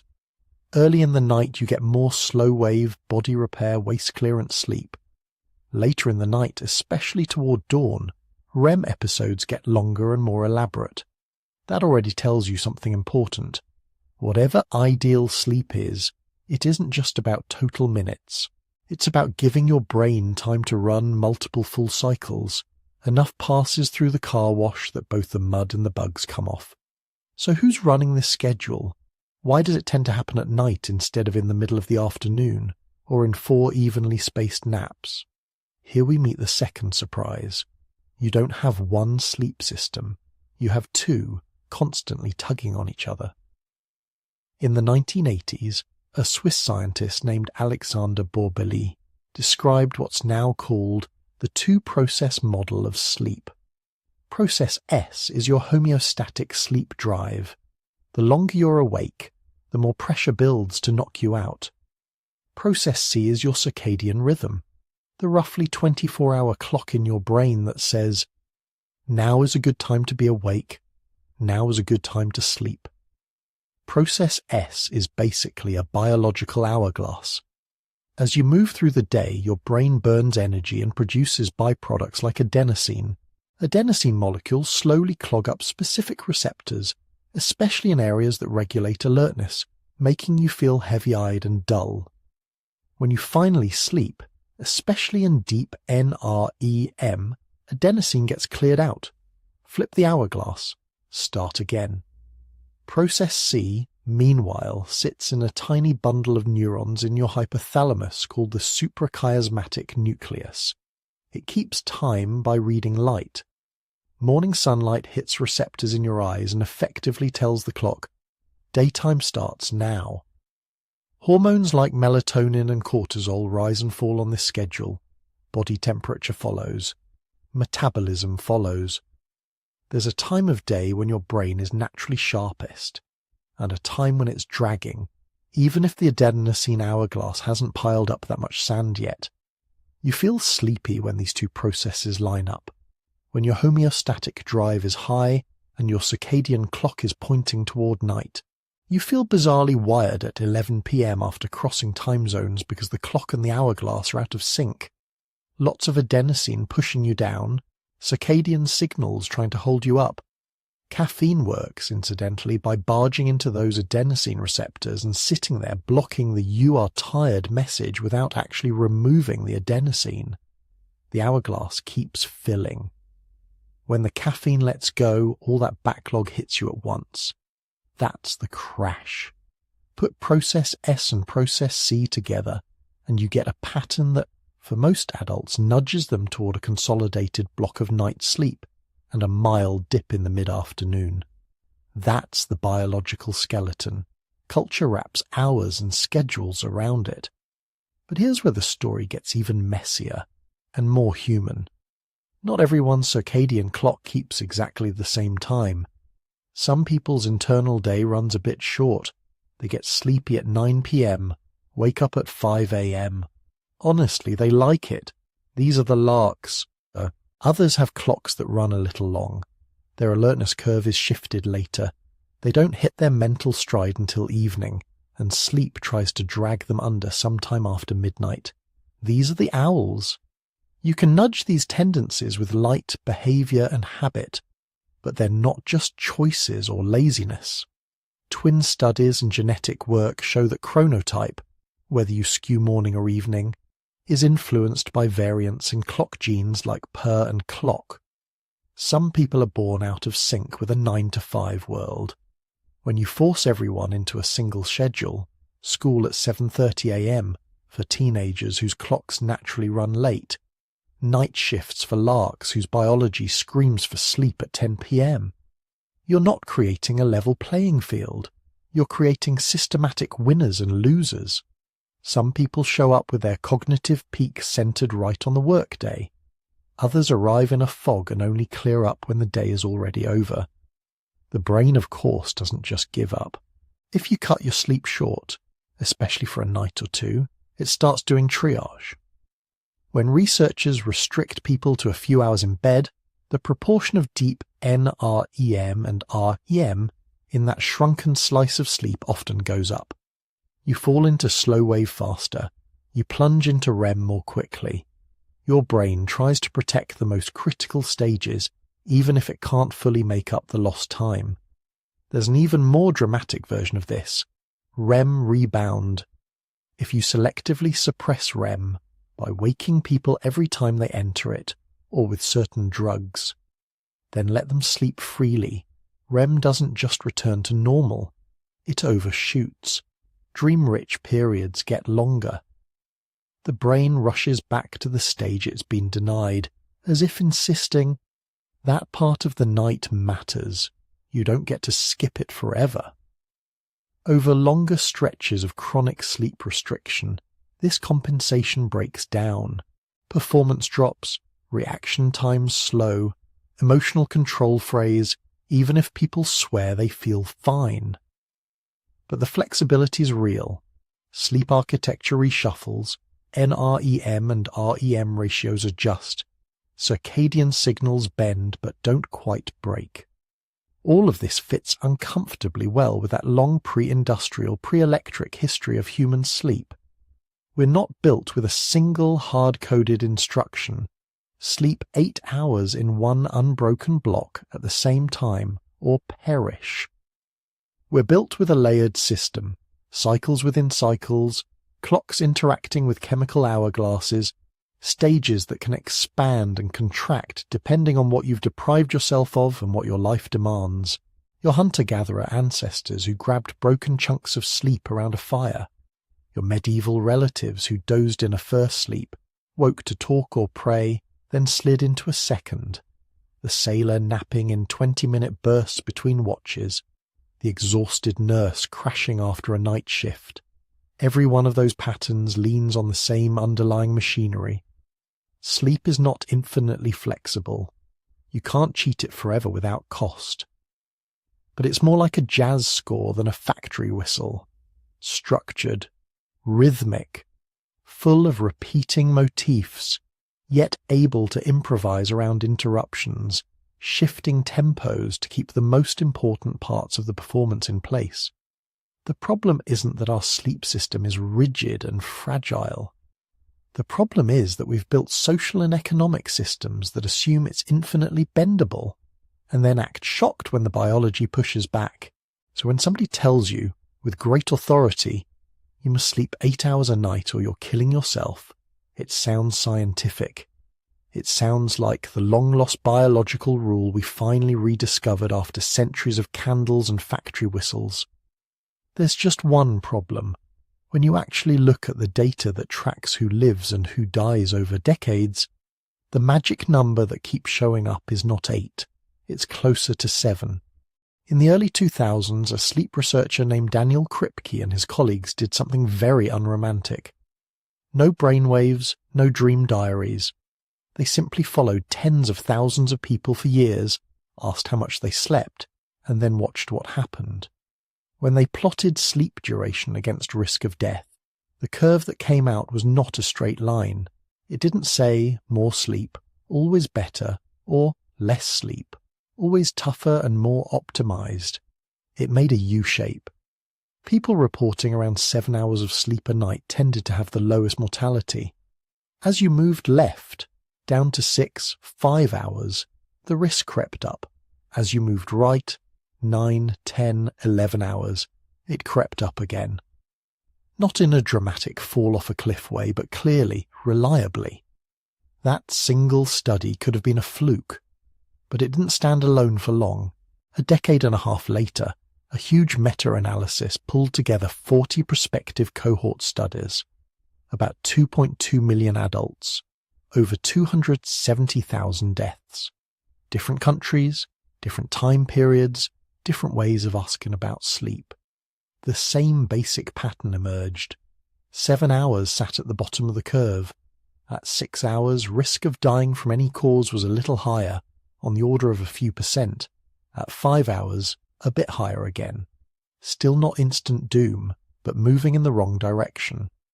On the long sleep side, 9 hours of reported sleep carried a clearly higher risk than 7. 10 and 11 hours, higher still. By 11 hours a night, the risk bump was roughly comparable to what you saw in the shortest sleepers. So what do we do with that? First, we notice that the ideal isn't a hard cliff at 8 hours. It's a shallow valley centered somewhere around 7, with a wide, forgiving floor. 6.5, 7.5, even 8 aren't different universes. They're all in the neighborhood where, for large populations, mortality risk looks relatively low. Second, we ask why the U-shape exists at all. On the short sleep side, there are lots of plausible biological culprits. People who regularly sleep less than 6 hours a night, especially over years, tend to show higher rates of obesity, type 2 diabetes, hypertension, and cardiovascular disease. Their blood pressure stays elevated longer. Their glucose control gets sloppier. Inflammatory markers in the blood tick up. Appetite hormones skew in ways that make you hungrier and more likely to crave calorie-dense food. You don't need to invoke mysterious energy fields. You can see concrete pathways from chronic short sleep to the kind of chronic diseases that kill people in midlife and beyond. The long sleep side is murkier. It's tempting to say, "Oh, sleeping 10 hours must be toxic. Moderation in all things." But when researchers dig into who the long sleepers are, a pattern emerges. Many of them are already sick. People with depression, people with chronic inflammatory illnesses, people whose bodies are fighting off cancers, or whose hearts and lungs are already struggling. Low physical activity, unemployment, social isolation, these all show up more frequently on the long sleep end of the curve. In other words, it's very likely that for many of these people, long sleep isn't the cause of higher mortality. It's a symptom. The body is demanding more rest because something is wrong. The same underlying disease that makes you need 10 hours is the thing that shortens your life. That's why epidemiologists keep repeating a boring but crucial disclaimer. Correlation is not causation. Observational sleep studies don't tuck people into labs for 20 years and assign them a fixed bedtime. They ask what people are already doing and track outcomes. Confounders lurk everywhere. So the U-shaped mortality curve is real, robust, and also messy. It tells you that, in large groups of adults, roughly 7 hours of nightly sleep is associated with the lowest death rates. It tells you that consistently sleeping much less than that probably isn't great for your cardiovascular system. It hints that very long sleep often signals hidden trouble. What it doesn't tell you is that there is a precise universal commandment: 8 or perish. That commandment, culturally, comes from somewhere else. In 2017, a neuroscientist named Matthew Walker published a book with a title that is both irresistible and slightly threatening: Why We Sleep. It was a runaway hit. Translators put it into dozens of languages. CEOs waved it around in presentations. Parents bought it for their chronically exhausted kids. School boards and policymakers cited it when arguing for later start times. The book's central message landed hard. Most of us are dangerously sleep-deprived, and the modern world has engineered a kind of silent sleep loss epidemic. Walker hammered home the idea that adults need 8 hours of sleep, not as a rough guideline, but almost as a biological non-negotiable. Anything less shaved away at your health, your memory, your lifespan. On one level, this did enormous good. It made sleep part of public conversation in a way it simply hadn't been. Instead of bragging about 5 hours as a badge of honor, people started to feel, correctly, that consistent sleep loss has real costs. But in the years that followed, something more uncomfortable happened. Careful readers, and then professional statisticians, started checking some of the book's specific claims and citations. A programmer and essayist named Alexei Guzzi wrote a long methodical critique pointing out factual errors, misquoted studies, and even a graph that seemed to have had inconvenient data points quietly removed to make the trend line look cleaner. The statistician Andrew Gelman amplified those concerns in the scientific blog world. One misstep became almost infamous: the claim that the World Health Organization had declared a global sleep loss epidemic. It hadn't. The phrase made the problem sound more official and dire than any UN body had actually stated. The upshot is not that Walker was wrong about everything. The broad strokes, that chronic short sleep impairs health and cognition, that our 24/7 culture pushes many of us into deficit, are widely supported. The problem is the precision and the fear. 8 hours or you're wrecking your brain is a powerful headline. It's also not what the evidence actually says. When real people internalize that as gospel, something ironic happens. Sleep itself becomes a source of anxiety. You lie in bed, clock glowing at 11:47 p.m, alarms set for 6:30, and start doing panicked math. That's less than 8 hours. I'm losing brain cells.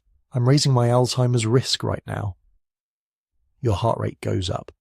Your stress hormones spike. Sleep, unsurprisingly, retreats further out of reach. We've managed to turn a biological necessity into a performance metric. On the other side, of course, sits hustle culture. Those endless clips of entrepreneurs saying, if you're sleeping 8 hours a night, you're already losing. The idea that real winners get by on 4 or 5, that tiredness is just weakness in need of more coffee and discipline. That story is just as misleading, but in a different direction. For most adults, 5 hours is not enough. You can white-knuckle through it for a while. Your subjective sense of I'm doing fine will plateau even as your reaction times, emotional control and long-term health metrics quietly degrade. You're trading away resilience for a little more waking time, like burning furniture to keep the lights on. If you zoom out from both extremes, the doom scroll of less than 8 equals brain death, and the grind set of sleep is for the weak, a more complicated and more human picture appears. Sleep need varies. It varies with age. Teenagers genuinely need more than middle-aged adults. Older adults often sleep less at night but may nap more. It varies with genetics. There are rare individuals with mutations in genes like DEC2 who really can function well on 6 hours. There are also true long sleepers who feel and perform better at 9. It varies with what your days look like. Training for a marathon, recovering from illness, adjusting to a new time zone, dealing with heavy cognitive or emotional load, all of these can nudge your sleep requirement up or down. The giant epidemiological curves don't erase that individuality. They average across it. 7 hours as the mortality minimum's a population-level statement, not a personalized prescription. So what do you actually do with all this? You, a single person living in a specific body, under specific pressures, in a world that talks out of both sides of its mouth about rest. You use the science not as a whip, but as a compass.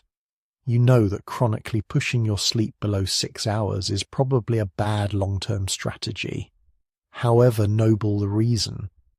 You know that sleeping 11 hours every day without obvious cause might be a signal worth checking out with a doctor, not a quirky personal choice. But you also know that there is no sacred commandment that says 800 is the only safe password to longevity. If you're consistently waking up without an alarm after 7 hours, feeling alert and stable through the day, not crashing on weekends to catch up, the data suggests you're likely in a healthy zone, even if the cultural script tells you you're 1 hour short. The real rule isn't 8 hours or else. It's quieter and more demanding. Your body has a sleep need. It will change across your life. It will not always align with what your job or your culture wants from you. Learn how it speaks. Pay attention to how you feel, not just what the clock says. And whenever you can, arrange your waking world so that your sleeping brain can do the deep, cyclical work it has been rehearsing since long before factories, or clocks, or self-help books tried to tell it what normal was supposed to be. So far we've been talking mostly about numbers: 7 hours, 8 hours, U-shaped curves and mortality risk. But if you zoom out from the spreadsheets and look at actual human lives, in actual human cultures, something else becomes glaringly obvious. The way you and I are told to sleep, one clean block at night, no naps, no dozing at work, no wasting the day, is not some timeless biological law. It's an accent, a local dialect of sleep, and a lot of the world never spoke it. Let's leave the Anglo-American world for a moment, the land of power through the afternoon slump and coffee is for closers, and walk into a small Spanish town before air conditioning and global conference calls. The sun is brutal. Stone walls throw back heat like an oven. You eat the main meal of the day around 2, maybe 3 in the afternoon. After that, there's a pause. Shops close their shutters. Streets go quiet. People lie down. The siesta wasn't some lazy indulgence bolted onto an otherwise normal day. It was the spine of the schedule. You divided your waking hours into 2 distinct chunks. A morning work block, then a long midday break, then an evening and night block that often stretched late. Work, rest, work, wake, sleep, wake. And that pattern didn't just match the climate, it matched the body. If you hook people up to thermometers and EEGs and strip away social schedules, no email, no school bells, no afternoon meetings, you find something surprisingly stubborn. Most humans show a dip in alertness and a drop in core body temperature in the early afternoon, roughly between 1 and 3 p.m. It happens even if you give everyone identical meals at different times. It's not just, I ate too much pasta. It's baked into our circadian machinery, a mini nightfall inside the day. Siesta cultures simply listen to it. Mediterranean and many Latin American towns historically structured everything around this lull. Markets and offices closed. The hottest, least productive hours turned into sanctioned sleep. In rural parts of Africa and South America, anthropologists still find the phasing days. People sleep a shorter spell at night and then take real, unapologetic rest when the sun is at its most brightest. The result isn't necessarily less total sleep. It's carved differently. 7 or 8 hours over 24, yes, but in 2 pieces. Now watch what happens when industrial time starts pushing in. Factories don't like pauses. Global markets don't care about the Andalusian sun.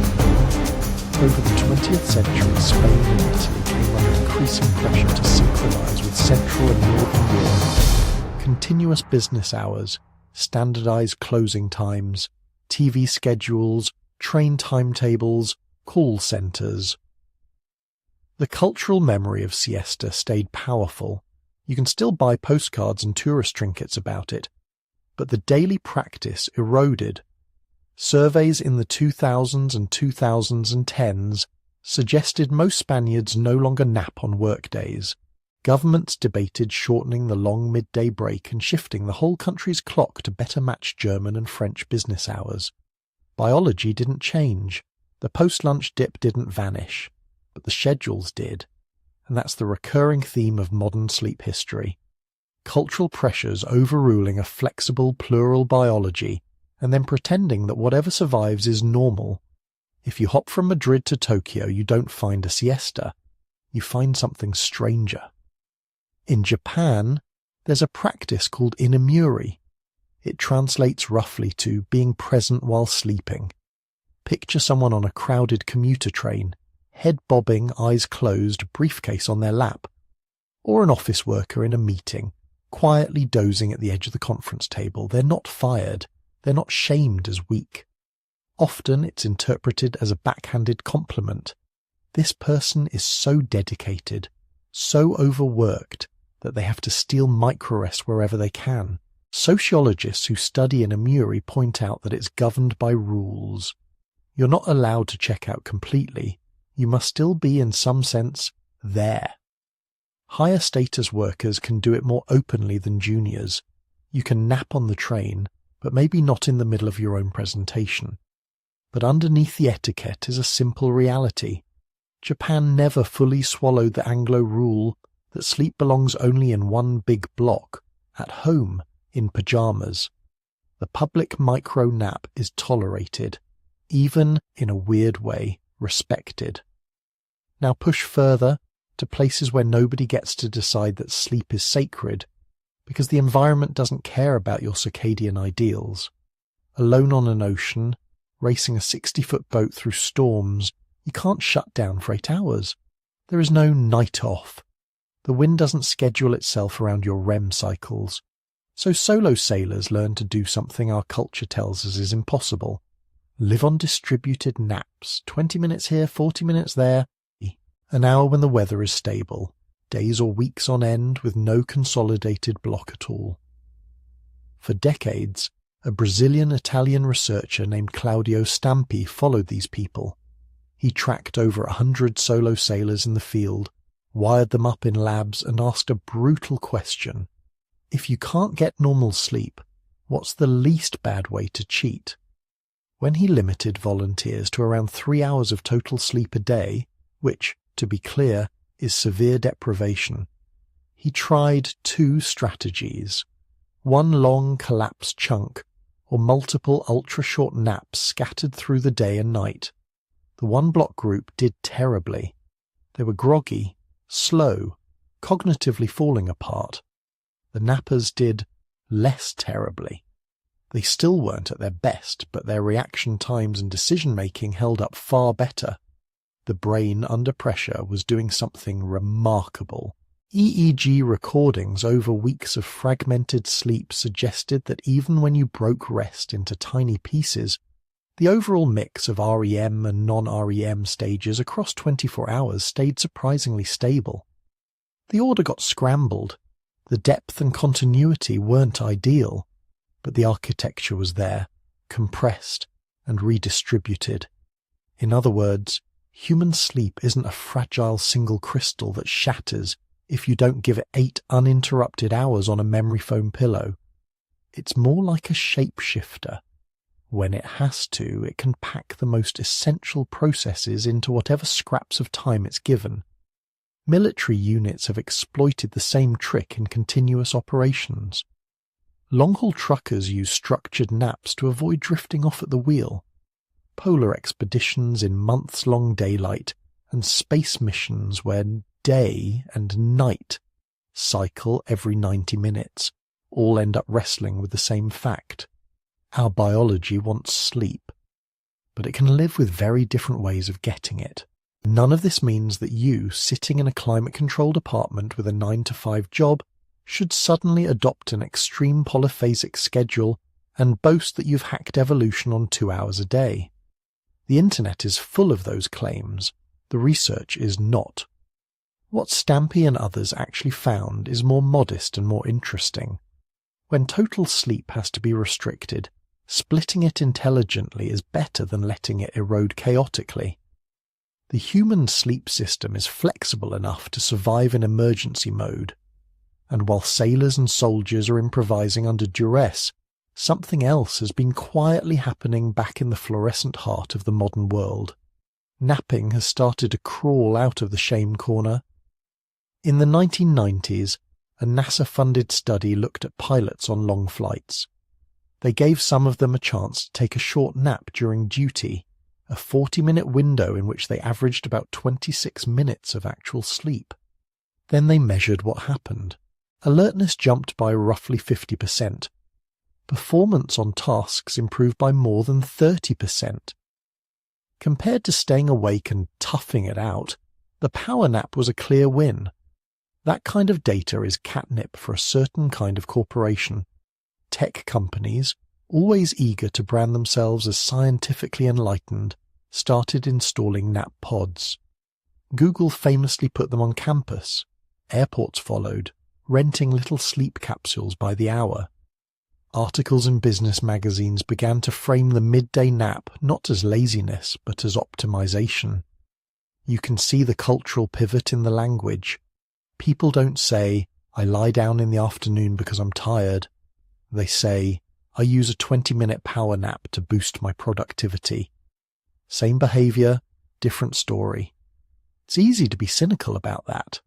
Turning rest into another tool of efficiency doesn't exactly sound like liberation, but it does mark a crack in the wall of the 8-hour myth, because once you acknowledge, as NASA did, that a tiny slice of daytime sleep can dramatically improve function, once you admit, as Mediterranean towns always knew, that the early afternoon is biologically drowsy, once you see a Japanese salaryman sleeping upright on the train without social collapse, the idea that real adults only ever sleep in one pristine nocturnal block starts to look less like a law of nature and more like a very specific cultural script. A script that spread from industrial England and America with clocks and factory whistles and office hours until it seemed universal. But it isn't. Around the world today and across history, humans have slept in 2 chunks, 3 chunks, scattered naps, long siestas, midnight awakenings, communal dozing by the fire. Our brains have carried the same basic machinery, cycles of REM and non-REM, a circadian rhythm with a built-in afternoon valley, through all of it.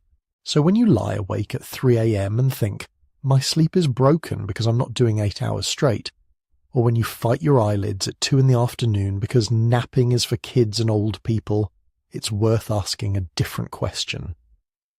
Is your body malfunctioning, or is your culture insisting on a single, rigid pattern that was never the only way a human could sleep? Because if the siestas of Spain, the inamuri of Japan, the catnaps of solo sailors and astronauts and overworked pilots all teach us anything, it's this. The 8-hour block is not the default. It's just one way, one very recent, very local way, that we learned to divide the long conversation between our waking world and the dark. So here's the twist. Once you build a world around the 8-hour block, clocks, factory shifts, school bells, primetime TV, you don't just change how people sleep. You change what counts as being sick. For most of history, if you woke up at 1 in the morning and stared at the ceiling for an hour, that wasn't a symptom. That was night. In the villages and towns that Roger Akirch dug through in his research, early modern Europe before gas lamps and electric grids, people routinely talked about first sleep and second sleep. Court records, diary entries, even prayer manuals mention it casually. You went to bed after dusk, slept a few hours, woke up around midnight, and then you did things. You got up, threw a log on the fire, maybe checked the animals. You prayed. There were specific devotions recommended between first and second sleep. You whispered to your spouse, had sex, told stories, thought about your life. Then, after an hour or 2 of calm, you lay back down for second sleep and drifted off again.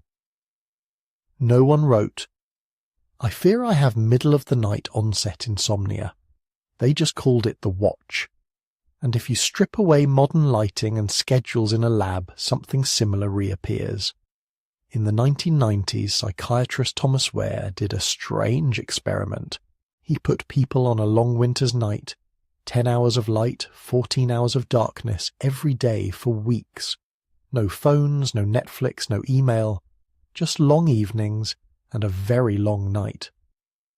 At first, participants did what you'd expect modern, sleep-deprived humans to do. They crashed. They slept like stones for as many hours as their bodies could grab. But after a while, they settled into a pattern. Their sleep stretched, then split. They began sleeping in 2 chunks, with a quiet, wakeful period in the middle of the dark. Not anxious tossing and turning, just a calm, reflective wakefulness between 2 slabs of deep sleep. When you take away industrial light and industrial time, their brains did something that looks suspiciously like first and second sleep, which raises an awkward possibility.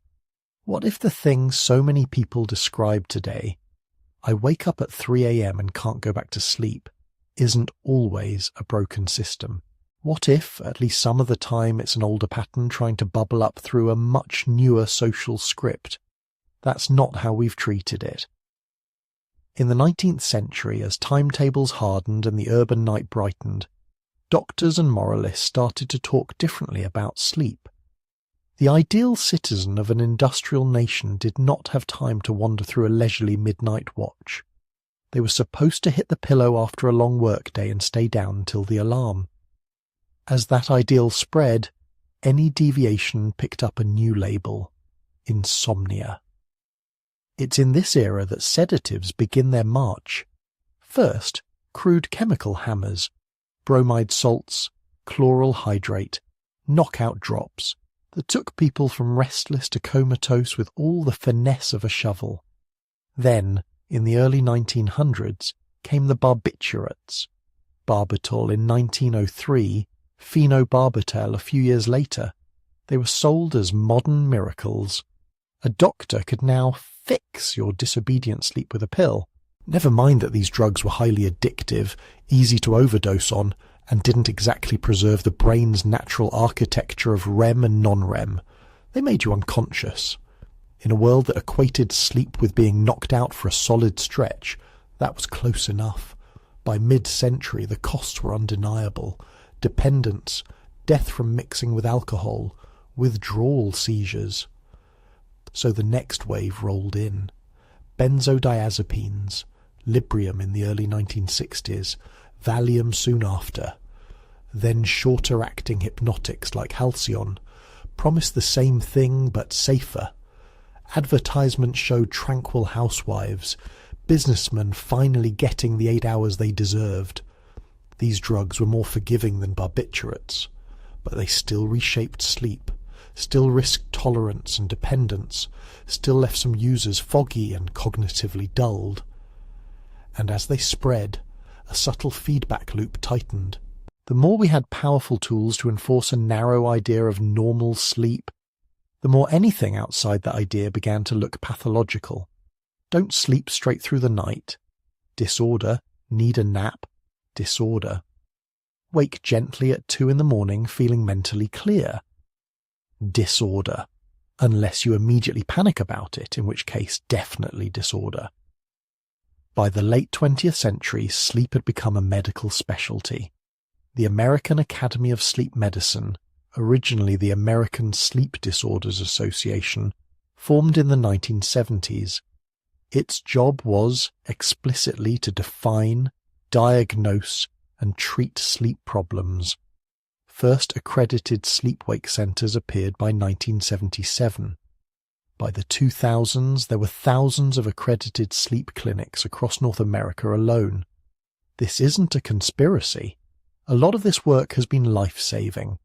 Diagnosing sleep apnea, for example, prevents strokes and heart attacks.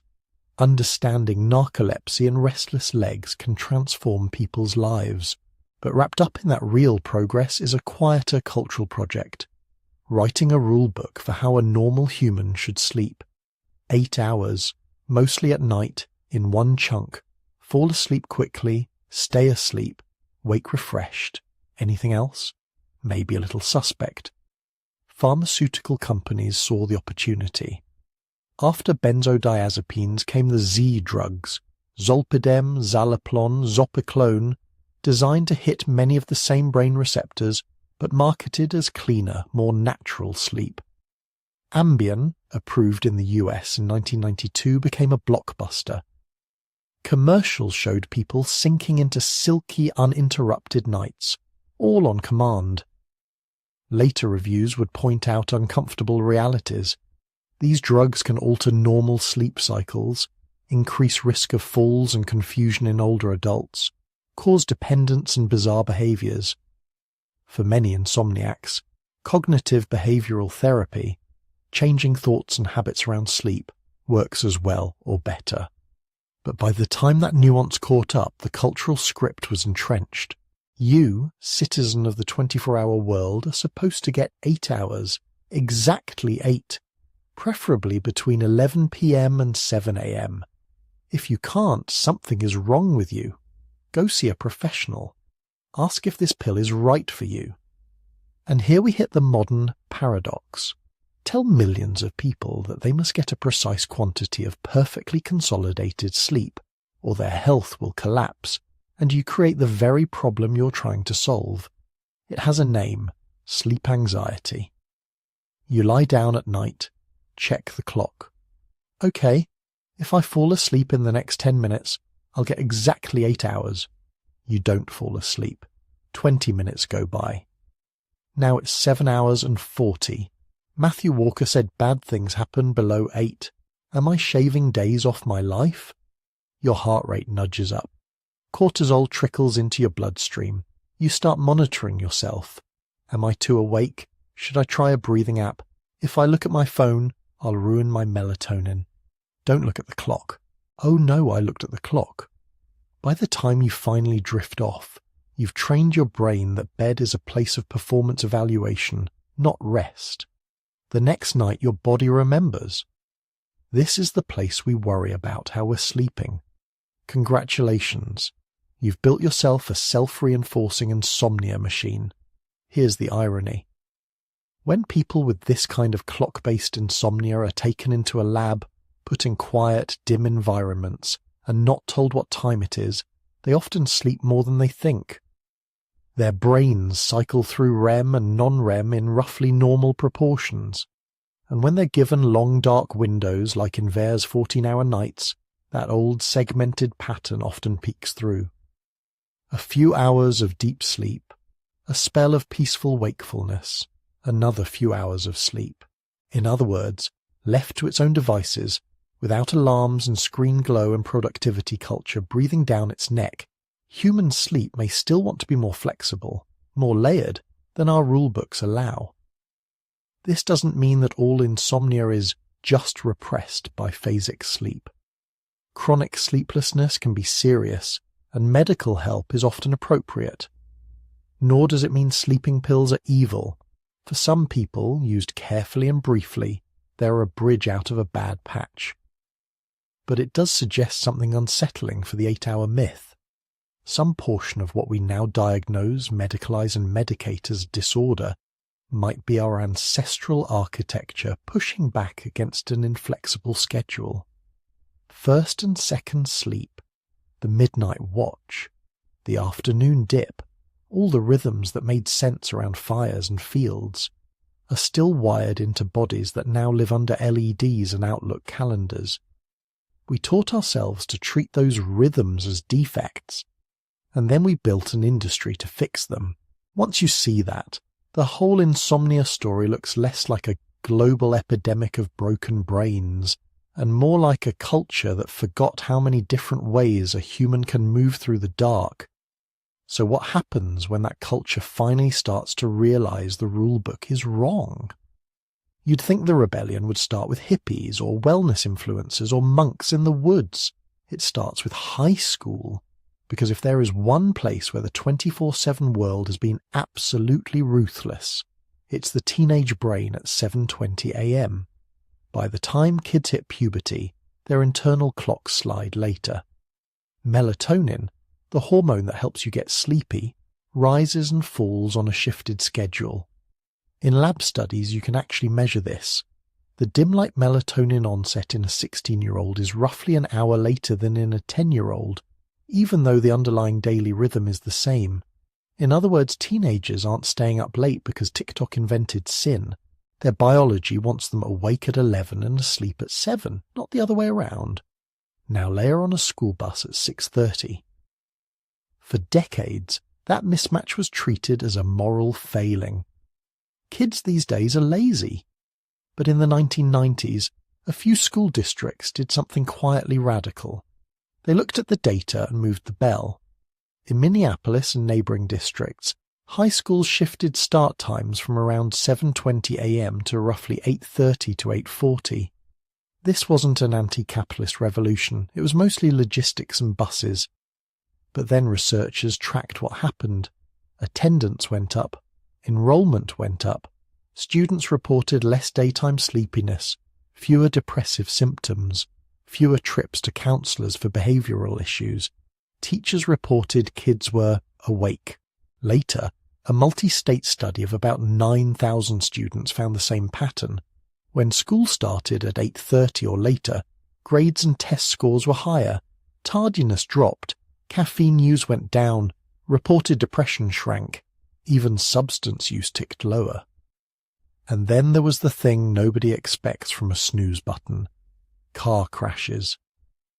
Teen drivers in districts that push start times back had fewer accidents.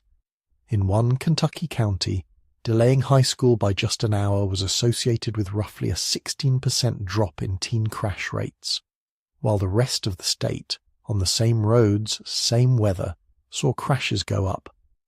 In parts of Virginia, 16 to 18-year-olds in earlier start districts crashed about a third more often than in neighboring later start districts. When Fairfax County shifted its bell about 50 minutes later, teen crashes nudged down. Nearby counties that kept the old schedule didn't see the same change. This is the flip side of the sleep nearly killed us story. If you run a civilization on the assumption that biology will obediently adapt to the timetable, you get drowsy drivers at dawn. If you adjust the timetable to biology, fewer kids die on the way to chemistry class. Eventually someone in power noticed. In 2019, California passed Senate Bill 328, the first statewide law in the US to legislate circadian rhythm. It mandated that most middle schools could not start before 8 a.m. and most high schools could not start before 8:30. Lawmakers explicitly cited adolescent sleep research, the American Academy of Pediatrics, and public health arguments about mental health and crashes. The state basically said, the bell has been wrong, the brain was right. That's not how revolutions usually announce themselves.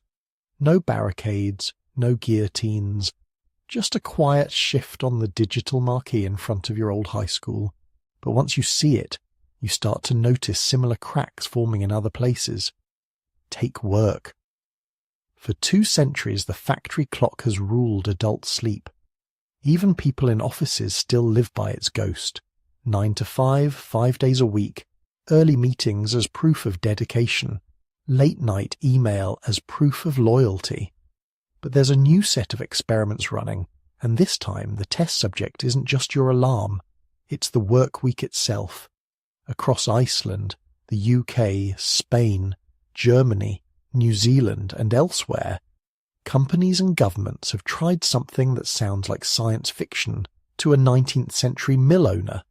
4-day weeks with no cut in pay. Not 4 10-hour days. Shorter weeks. 32 to 36 hours instead of 40. Coordinated by groups like 4-Day Week Global, these trials have followed thousands of employees for months. The usual metrics of capitalism, revenue, productivity barely budged or even improved. But the human metrics did something else. Burnout fell. Sick days dropped. Self-rated physical and mental health rose. People reported more time with family, more exercise, and more sleep. In UK trials, workers said they were sleeping roughly half an hour to an hour longer per night, with fewer difficulties falling or staying asleep. In Iceland's large-scale trial, participants described less stress and better work-life balance. In a German study, those on 4-day schedules racked up extra weekly sleep and extra physical activity compared with 5-day colleagues. It turns out that if you give people an extra day to recover from the social jet lag of the work week, their bodies do something suspiciously rational. They repair. At the micro level, the same logic is seeping into office culture.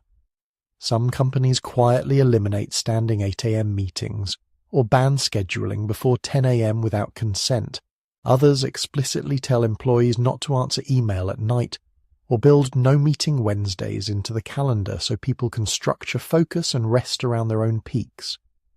A few go further and do something heretical. They put sleep in the employee handbook. There are firms that now run sleep education workshops, subsidize blackout curtains and blue light blocking glasses, or pay for cognitive behavioral therapy for insomnia instead of endless Ambien refills. One Japanese company famously offered bonuses to workers who logged healthy sleep durations on tracking devices. A stunt, yes, but also a symbolic inversion of the old norm. Where the industrial barons paid for your overtime, the modern firm experiments with paying for your pillow time. Which brings us to one of the strangest little uprisings of all, the anti-alarm clock movement. For most of history, there were no alarms. Roosters don't count. They're not set to 6:45 sharp every weekday. The mechanical alarm, patented and mass-marketed in the 19th century, is basically a personal factory bell you volunteer to put next to your skull. For a lot of people, that bell has become so normal they can't imagine waking without it. For a small but growing minority, it has become intolerable. These are the people running a different kind of experiment. What happens if I let my body decide when to wake up? Some do it crudely, no alarm on weekends. Others go all in. They track their sleep for weeks, figure out their natural chronotype, lark, owl, or somewhere in between, and then gradually rearrange their schedule around it. They negotiate later start times with bosses, shift to remote work, or cluster tasks that require early morning performance on fewer days so their sleep debt can rebound on the others. Some structure their entire lives around a simple rule: no alarm clocks, ever, unless catching a rare flight. Is this a universal solution? No. Many jobs still expect you to show up when the customers do, not when your melatonin says you're ready. But the mere existence of sleep freedom as an aspiration is new. Humans who spent centuries inventing bells and whistles to force their bodies to obey the clock are now trying, haltingly, experimentally, to bend the clock back toward the body. Technology, predictably, is trying to help, and to cash in. On one side, you have a growing arsenal of gadgets designed to defend old biology against new light. Blue light filtering glasses that cut the most melatonin-suppressing wavelengths from your screen glow. Smartphone apps that tint displays amber at sunset. Operating systems that now ship with night modes built in. On another, you have smart bulbs and lamps that mimic the slow colour shift of dusk and dawn, bright and cool in the morning, warm and dim in the evening, cycling through ancient patterns inside modern apartments. Then there are the tracking devices, watches, rings, headbands that claim to read your heart rate variability and micro-movements, to reconstruct your sleep stages and recovery scores. Many of them are crude compared to polysomnography in a lab. They mislabel wake as light sleep, or guess wrong about REM. But they also do something subtle at the cultural level. They frame sleep as something you can optimize. The same way you might track steps or calories, you can now track your sleep efficiency and readiness score. To an older generation, going to bed early was laziness. To the Netflix generation with a $300 wearable, it's training. There's something a little dystopian about turning rest into a performance metric. But wrapped up in that is a genuine shift in values. For a long time, cultural heroes bragged about how little they slept. Thomas Edison called sleep a criminal waste of time. Margaret Thatcher supposedly ran on 4 hours a night. Hustle culture adopted the same script. Sleep when you're dead. In the 21st century, the bragging rights started to invert. Elite athletes talk about logging 9 hours as carefully as they talk about logging miles in training. Tech CEOs post about their wind-down routines and screen curfews. Pop science books proclaim sleep a superpower, the best legal performance enhancer you're not using enough. Public health campaigns talk about sleep the way we used to talk about smoking cessation or exercise, a pillar of heart health, mental stability, immune function. Even the office warrior, 5 coffees deep, has at least heard that pulling all-nighters shreds memory and judgment. In other words, sleep has been rebranded, not as idleness, but as infrastructure. And yet, for all the apps and laws and experiments, the revolution is very far from won. School start time reforms exist. But in most of the world, teenagers are still boarding buses before dawn. 4-day weeks have passionate advocates and dramatic pilot results, but they're still rare enough to be newsworthy precisely because they're unusual. Flexible schedules cluster in knowledge work bubbles. Nurses, warehouse workers, cleaners, and delivery drivers still organize their entire lives around shifts, not chronotypes. The devices that promise sleep optimization are expensive. The people most battered by shift work and multiple jobs, the ones paying the highest health price for misaligned sleep, are often the last and least able to participate in sleep freedom. And behind all of it, the same old economic engine hums along, quietly rewarding those who answer email at midnight, say yes to the 6 a.m. call with the overseas office, pick up the graveyard shift because somebody has to. The quiet revolution is real. It's written into laws like California's, into pilot programs in Iceland, into the night mode setting on your phone. But it's incomplete, uneven, and fragile. We are very slowly remembering that our brains and bodies are older than the factory bell, that our sleep is not a defect to be beaten into compliance with the 24/7 world. The next step is more dangerous and more interesting. It's what happens when you ask, if our biology has been fighting back this hard, what did our ancestors know about sleep that we've forgotten? Your ancestors did not have a bedtime. They had night. And the night was not empty. It was structured, layered, and surprisingly intelligent. For most of the last 300,000 years, sleep was not the single, sacred, uninterrupted 8-hour block you're told to chase now. It was a moving pattern, shaped by seasons, latitude, firelight, danger, hunger, and the needs of the group.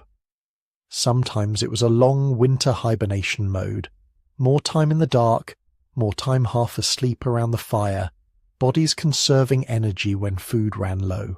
Sometimes it was fractured by heat in the tropics, with a chunk of rest in the afternoon shade and more alertness in the cooler night. Sometimes it was brutally constrained by migration, hunting, or war.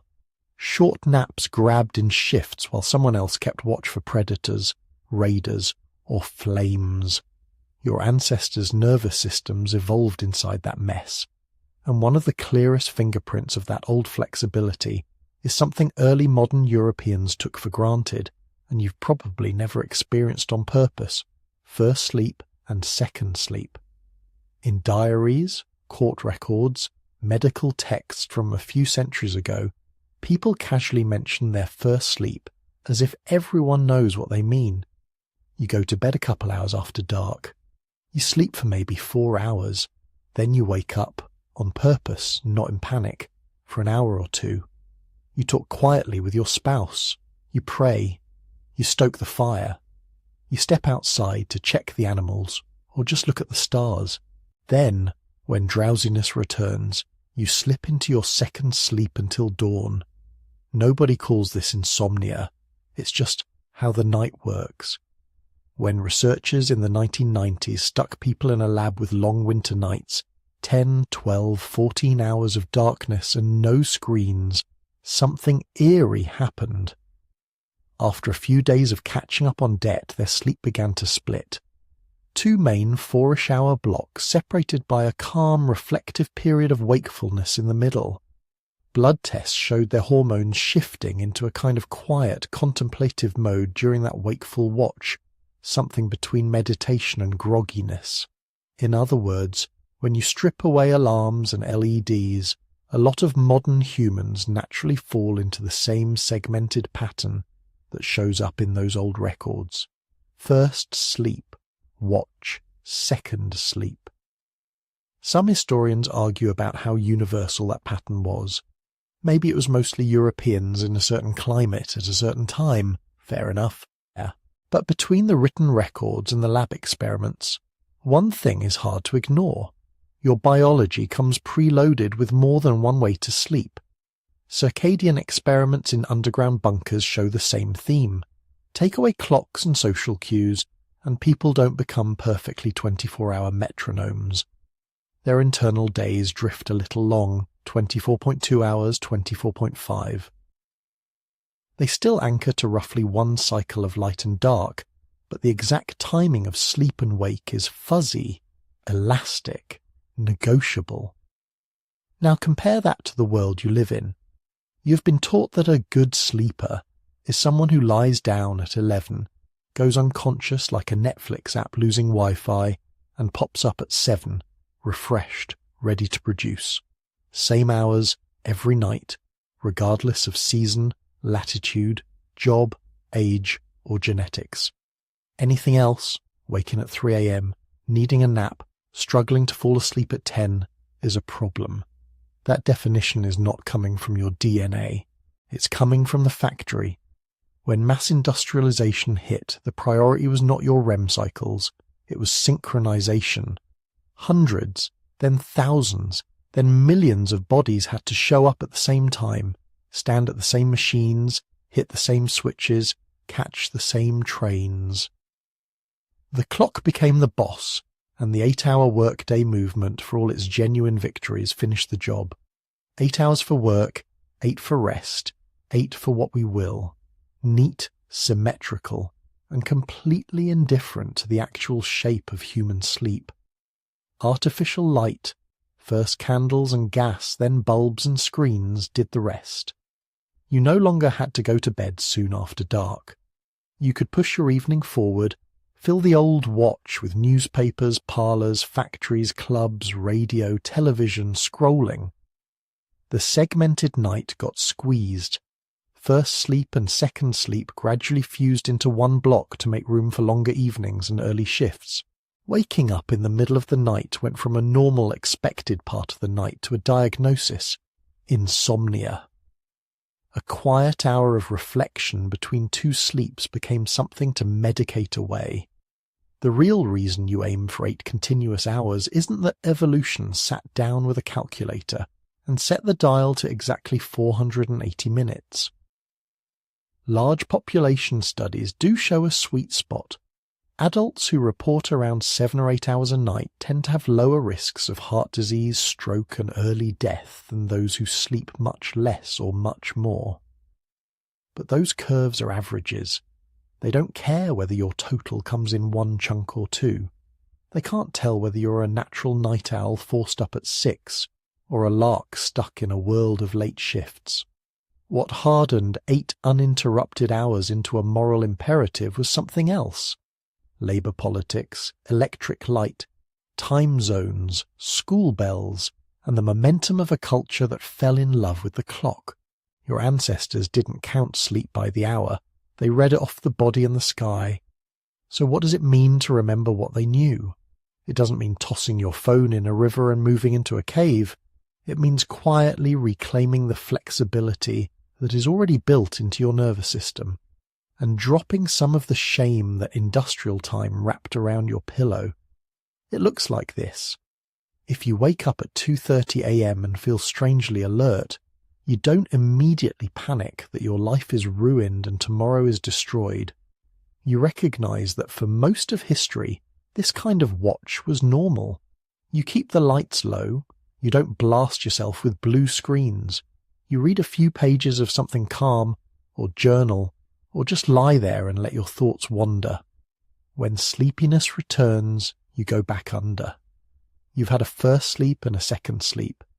Your brain has seen that pattern before. If your body starts sending you clear signals at 9:30 p.m.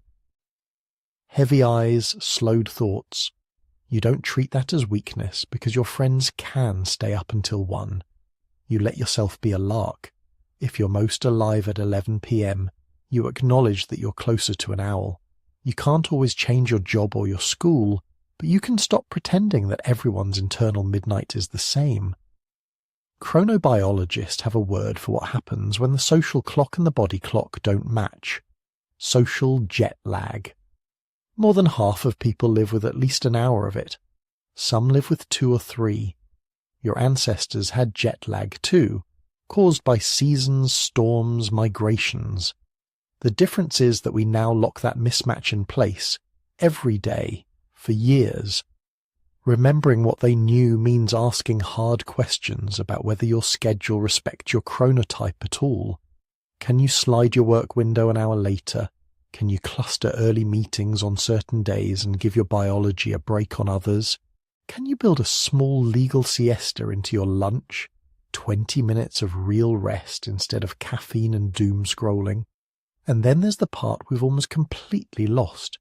The quiet middle of the night that wasn't for productivity or entertainment, but for contemplation. Imagine that old watch between first and second sleep.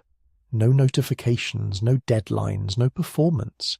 Just a shared, dimly lit interval where people whispered, prayed, made love, or sat alone with their thoughts. A built-in time for reflection, baked into the architecture of the night.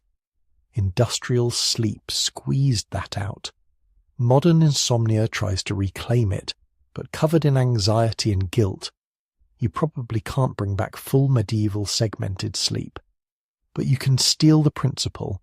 You can create a small protected watch on purpose, 10 minutes before bed with the lights low, no screens, nothing to accomplish.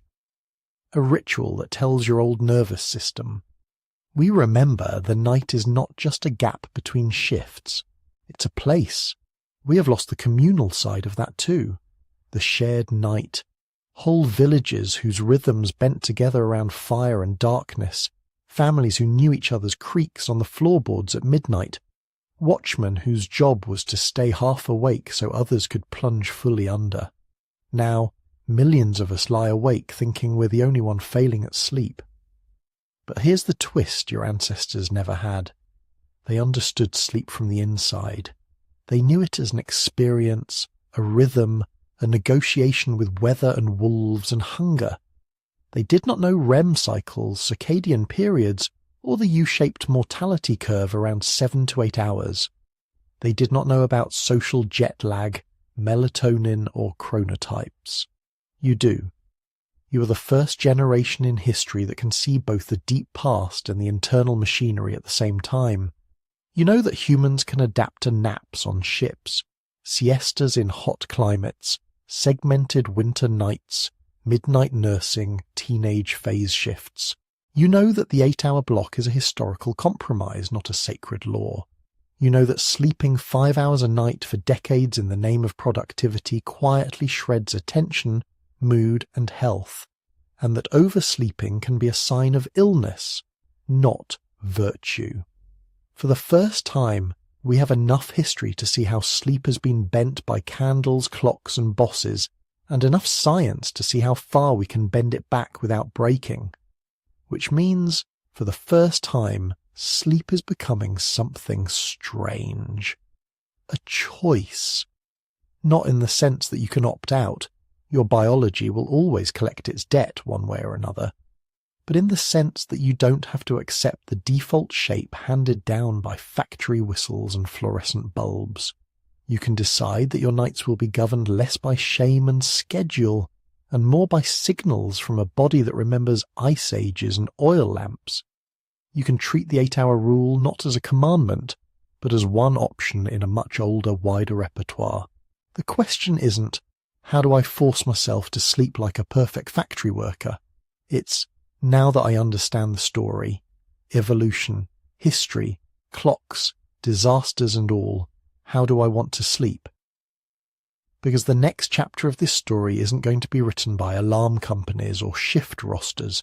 It's going to be written in your bedroom, one night at a time. And here's the quiet punchline the factories never planned for. When you see sleep as a story, not a sentence, something subtle shifts. Your night stops being a pass-fail test and starts looking more like those ancient patterns we've been tracing. Imperfect, adaptive, full of choices. Modern sleep science backs that up more than you might think. Health agencies talk about sleep behavior now, not sleep fate. They recommend at least 7 hours for most adults, not because everyone is stamped from the same mold, but because across millions of people, that's where the risks of heart disease, stroke and early death tend to be lowest. Not exactly 8 hours carved in stone, a range, a target you can approach from different angles. And experiments keep finding that even small shifts matter. One recent study had people add less than an extra hour of sleep a night, about 46 minutes. That's not some monk-like transformation. That's turning off one more episode or putting your phone down just a little earlier. But the effects were measurable. More resilience, more gratitude, more willingness to help other people, slightly kinder humans from slightly longer nights. In other words, you don't have to rebuild your entire life to rewrite your sleep story. Tiny edits count. It might look like protecting a regular bedtime more fiercely than a late-night scroll, or giving yourself 15 minutes of dim, quiet wind down instead of crashing from bright screens straight into bed, or experimenting with what actually calms your brain, reading, breathing exercises, a short gratitude list, because we have real evidence that nudging your thoughts in that direction can make it easier to fall asleep and feel better when you wake. None of it will be perfect. Some nights will still be clipped by work, kids, worry, or pain. Some seasons of life will make 7 straight hours feel like science fiction. That's okay. Human sleep has always been messy. But now you know that within that mess there's room to make choices that lean your biology in your favour, instead of always fighting it. So, wherever you are right now, on a night shift break, lying in bed in the dark, half asleep on a train, wide awake at 3 a.m, wondering what's wrong with you.